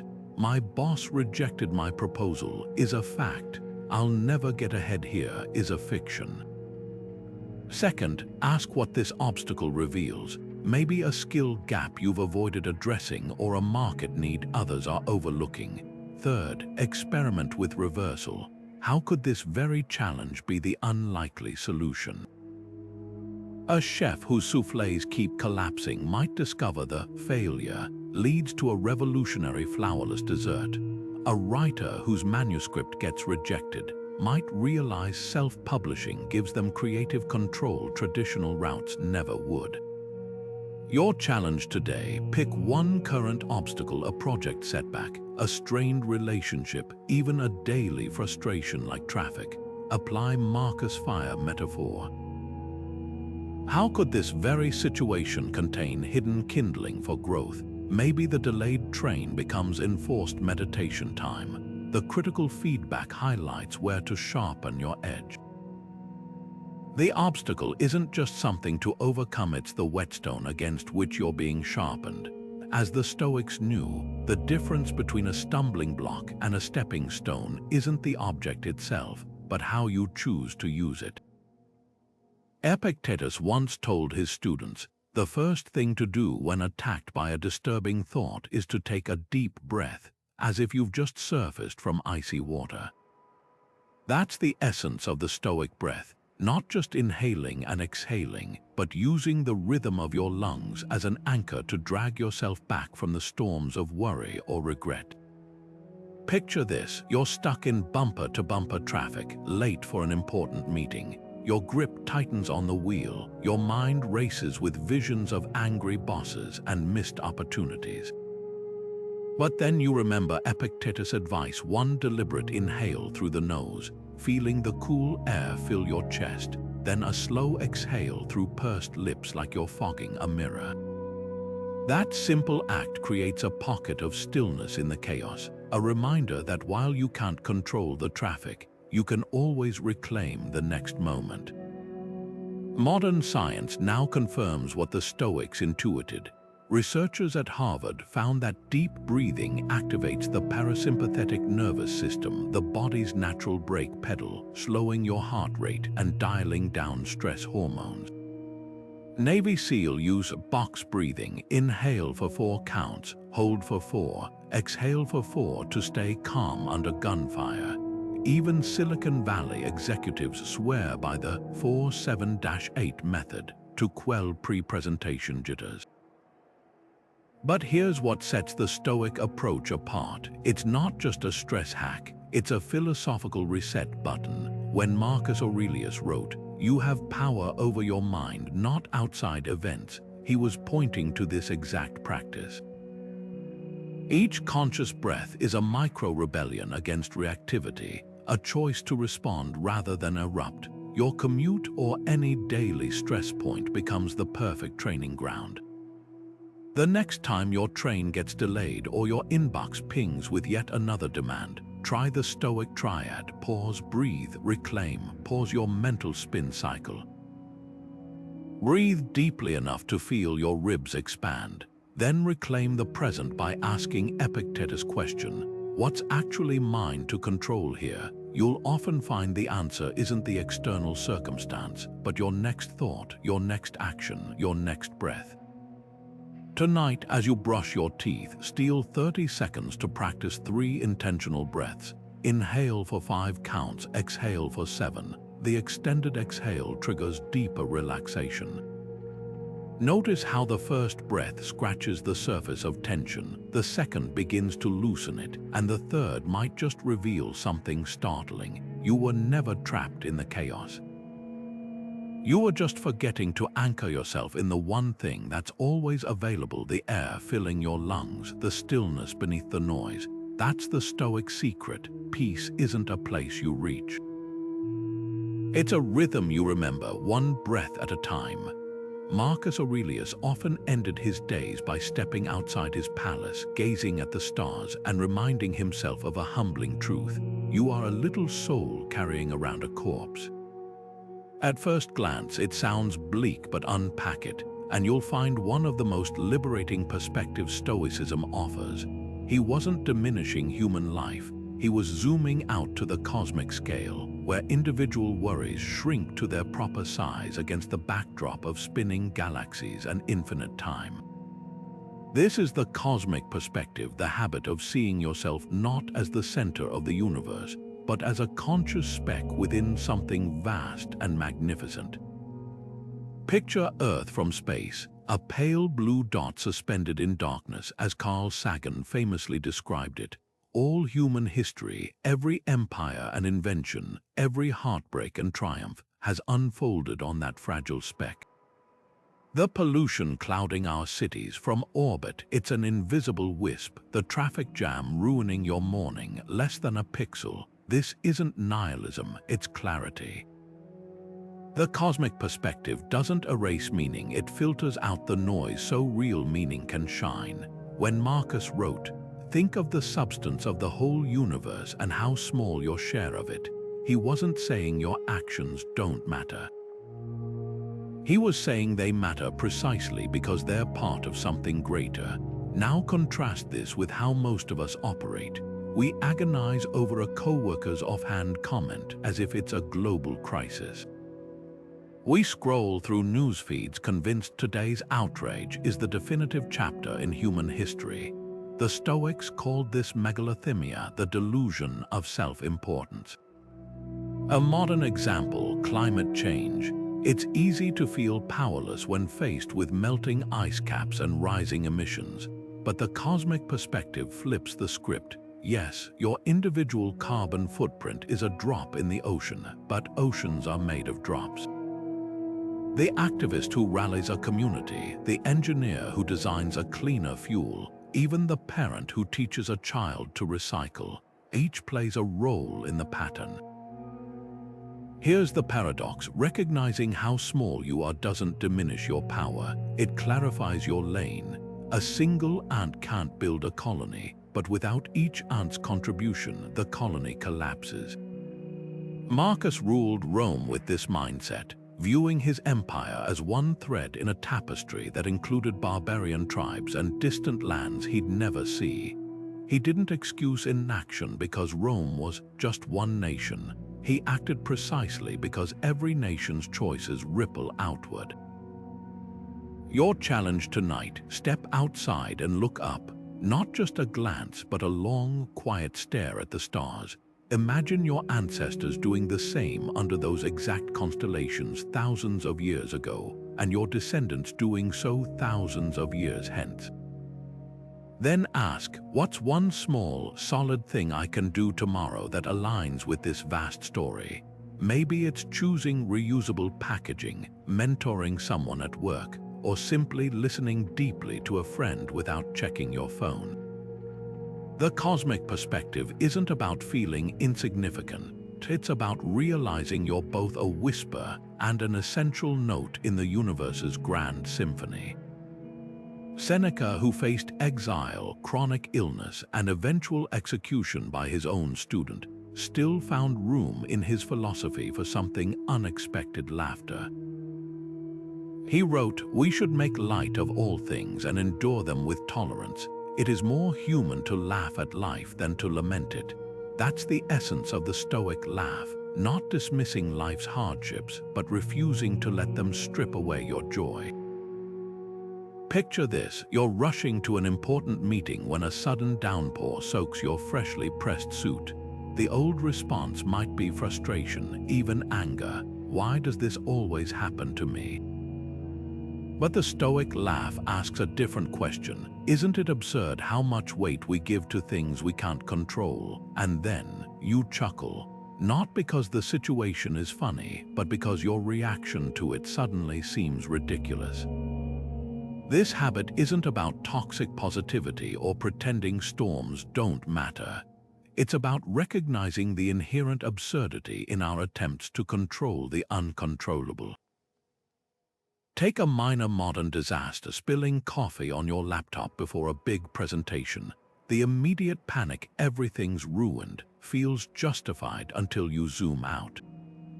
A year from now, this will be a story you tell at parties. The Stoics called this subspecie eternitatis, viewing life under the aspect of eternity. What feels like a catastrophe today is often tomorrow's comedy. Research from Stanford University shows that people who use humor to reframe stressors recover from setbacks faster and show higher creative problem-solving skills. It's why comedians often mine their darkest experiences, for material laughter doesn't erase pain, but it refuses to let pain have the final word. History's most resilient figures wielded this tool. When Diogenes, the philosopher who lived in a barrel, was mocked for his poverty, he'd reply, "I'm richer than you. You live for what others think, while I answer to no one." Viktor Frankl, the Holocaust survivor, wrote in Man's Search for Meaning that humor was a vital weapon of the soul in concentration camps. Even astronauts trained to laugh during simulations of life-threatening malfunctions, not because space is trivial, but because panic clouds judgment. Here's how to practice it today. The next time life throws a ridiculous curveball, a flat tire in the rain, a cancelled flight, a shattered phone screen, pause and ask, what's the comic potential here? Imagine narrating the scene to a friend next week. Would you dramatize your frustration or highlight the absurdity? That shift from victim to storyteller is where the Stoic laugh lives. As Seneca reminds us, all things are cause for either laughter or weeping. Choose laughter, not because life isn't hard, but because you're stronger than its attempts to harden you. Seneca once compared life to a ship navigating stormy seas. The wise captain doesn't wait for the waves to hit before preparing the crew. He wrote, "What is quite unlooked for is more crushing in its effect, and unexpectedness adds to the weight of a disaster." That's the power of premeditatio malorum, the Stoic practice of mentally rehearsing challenges before they arise. It's not about pessimism, it's about inoculation. Think of it like a fire drill. You don't practice because you expect flames, you do it so panic doesn't hijack your instincts when heat strikes. Take public speaking, a fear so common it outranks death in some surveys. Most people approach it one of two ways, either obsessively scripting every word until they sound robotic, or avoiding preparation entirely, hoping adrenaline will carry them through. The Stoic method splits the difference. Before stepping on stage, they'd visualize not just success but potential stumbles. A heckler in the crowd, a slide deck failing, their own voice cracking. By sitting with these scenarios in advance, they strip them of their power to shock. Modern brain science backs this up. Studies show that mental rehearsal activates the same neural pathways as physical practice. priming you to respond with clarity instead of panic. Here's how to apply it. Imagine you're about to deliver a keynote. Close your eyes and walk through the worst-case version. The mic screeches, your laptop freezes, your mind goes blank. Now breathe and mentally navigate each hurdle. You signal the tech team calmly, pivot to a story while they fix the glitch, or lean into the silence with a humorous pause. This isn't manifesting failure, it's proving to yourself that even if things go sideways, you won't. The twist: this practice works for everyday anxieties too. Nervous about a difficult conversation with your partner? Rehearse both their reaction and your steady response. Worried about a job interview? Visualize stumbling on a question, then gracefully circling back. Seneca's insight was timeless. We suffer more in imagination than in reality. By confronting fears in your mind first, you drain them of their terror. Your challenge today: pick one upcoming event that's tying your stomach in knots. Spend 5 minutes mentally scripting the disaster version, then script your resilient response. Notice how the weight shifts. The goal isn't to control every outcome, it's to trust your capacity to meet whatever comes. After all, the captain who knows the storm is possible sails with a steadier hand. Epictetus once challenged his students with a piercing observation. We have 2 ears and 1 mouth so that we can listen twice as much as we speak. This wasn't just anatomy, it was a blueprint for wisdom. In a world that equates volume with value and conflates quick responses with competence, the Stoics carved out an unexpected superpower: strategic silence. Imagine sitting across from a client who's just rejected your proposal. The modern instinct is to jump in with rebuttals or justifications, words tumbling out like coins from a slot machine. But the Stoic negotiator does something radical. They pause. They let the silence stretch for 3 full seconds, watching as the other person unconsciously leans forward, revealing the real concerns behind their initial no. That's the alchemy of silence. It creates space for truth to surface. Consider how rarely most of us experience true listening. Conversations have become verbal tennis matches, waiting for our turn to swing rather than absorbing what's coming our way. A study in the Harvard Business Review found that executives who practiced deliberate silence in meetings gathered 17% more critical information than their talkative peers. The ancient Stoics anticipated this 20 centuries earlier. Epictetus, who taught in a noisy Roman marketplace, trained his students to hear not just words but the values and fears humming beneath them. First learn the meaning of what you hear, he advised, and then speak. The power lies in restraint. Picture a hostage negotiator facing an armed suspect. Every second of silence after the suspect's rant is a psychological pressure cooker, often leading them to reveal weaknesses or make concessions. This isn't manipulation, it's the discipline of creating space for clarity. Marcus Aurelius applied this as emperor, writing, "Ask yourself at every moment, is this necessary?" before speaking. Modern research mirrors this. Therapists who master therapeutic silence help clients uncover insights up to 40% faster than those who fill every pause. Your challenge today is deceptively simple yet transformative. Practice Stoic silence in one conversation. When someone speaks, count to 3 in your head before responding. Notice how often those extra seconds reveal hidden layers.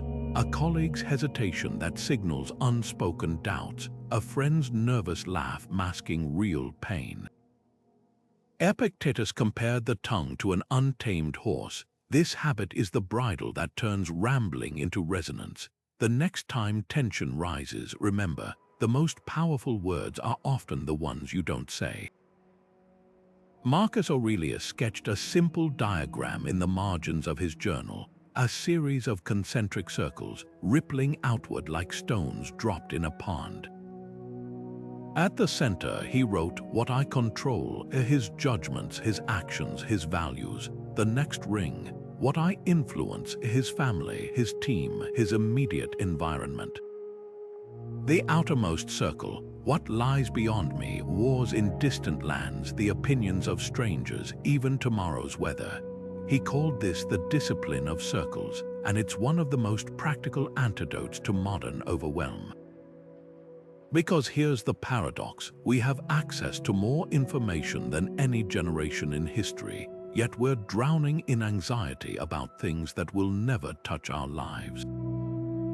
Think about how you start your morning. Maybe you scroll through headlines, a political scandal overseas, a celebrity divorce, rising tensions in a country you've never visited.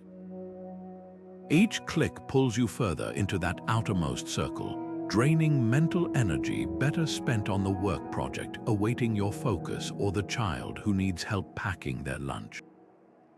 The Stoics weren't suggesting we ignore global issues, but they recognized a vital truth: concern without agency is a form of self-sabotage. Research from the University of California reveals that people who consume more than 30 minutes of daily news report 28% higher stress levels, yet 90% can't recall the stories that upset them a week later. Here's where the circle of concern becomes revolutionary. Imagine your attention as a flashlight in a vast cave.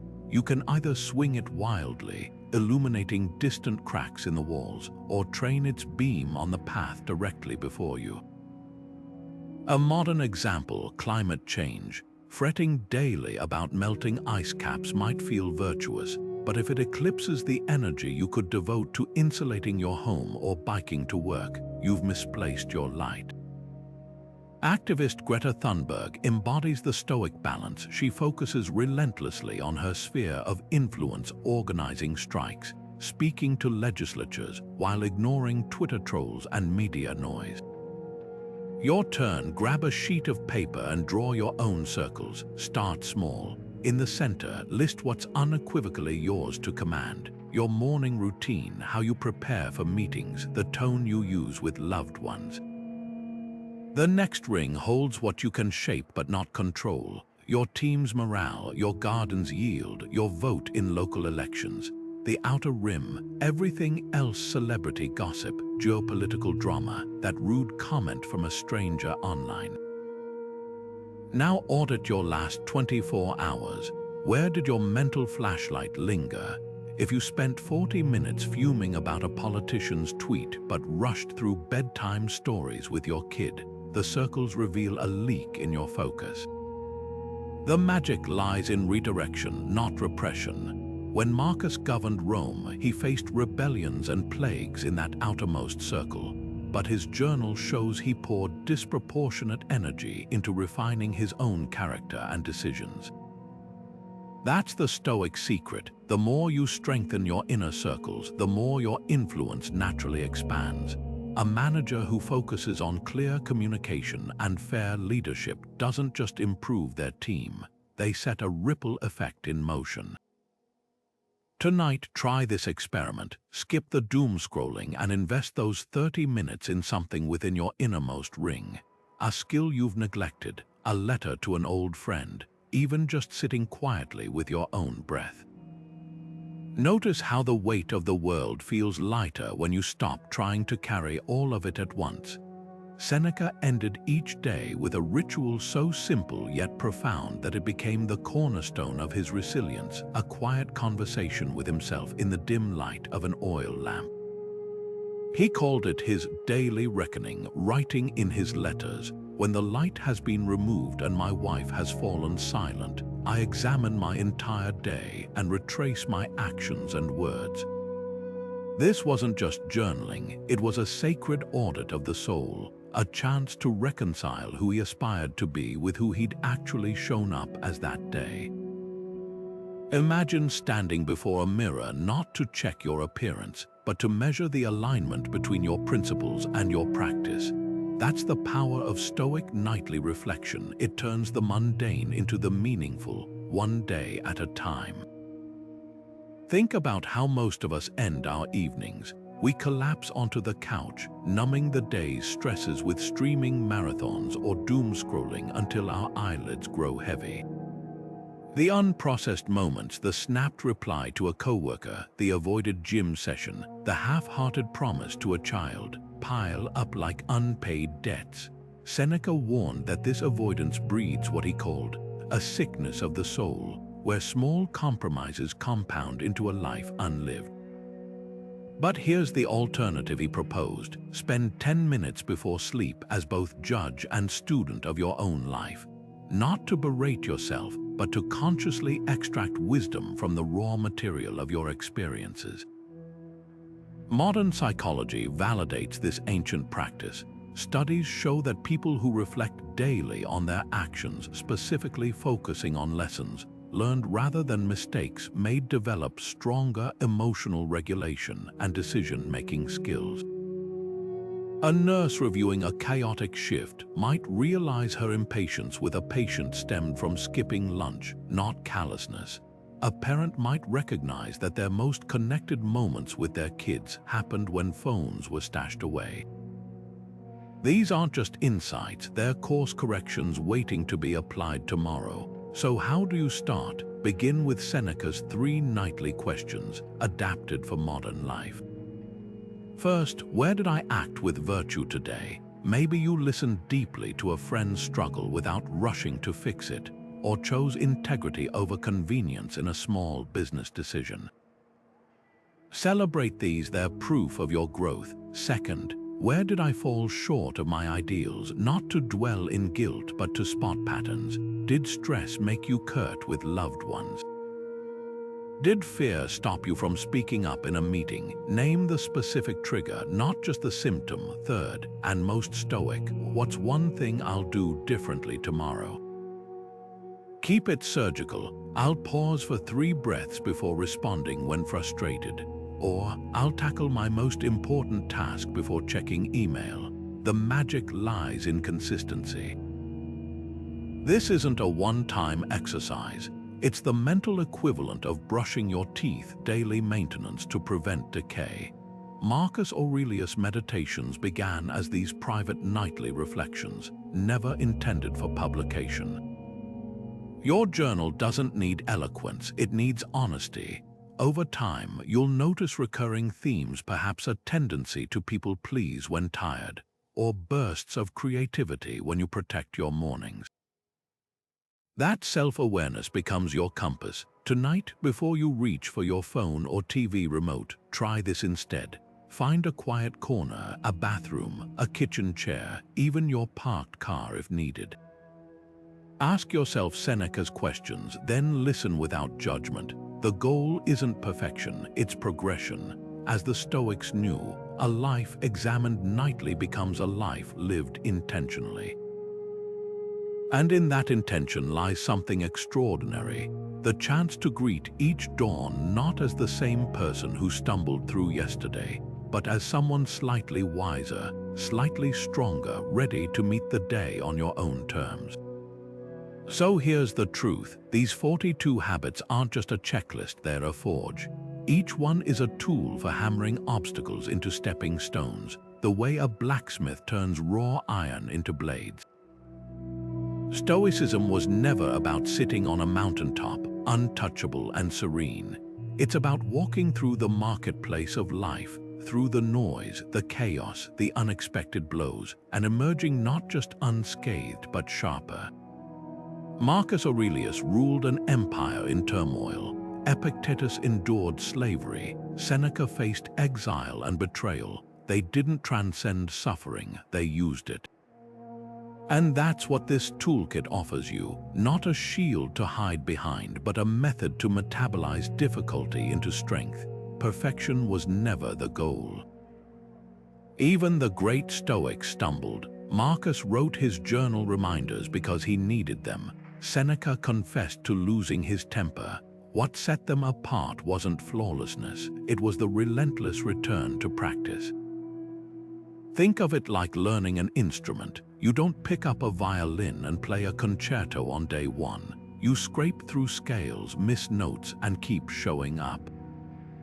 Over time, the screeches become sonatas. These 42 habits are your scales. Some will feel awkward at first. Mourning reflection might seem pointless until the day it saves you from a reactive outburst.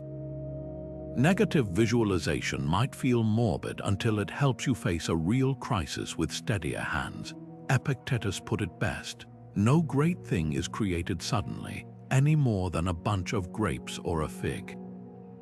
If you tell me that you desire a fig, I answer that there must be time. Let it first blossom, then bear fruit, then ripen. Progress, not perfection.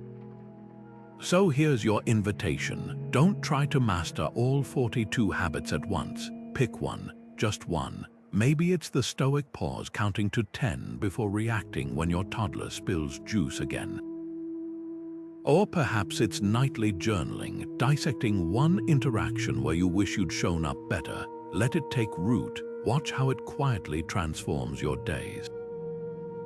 And when you're ready for the next tool, we'll be here. Hit subscribe, not just for more Stoic wisdom, but for the reminder that growth is a lifelong practice. The obstacles will keep coming, but now you've got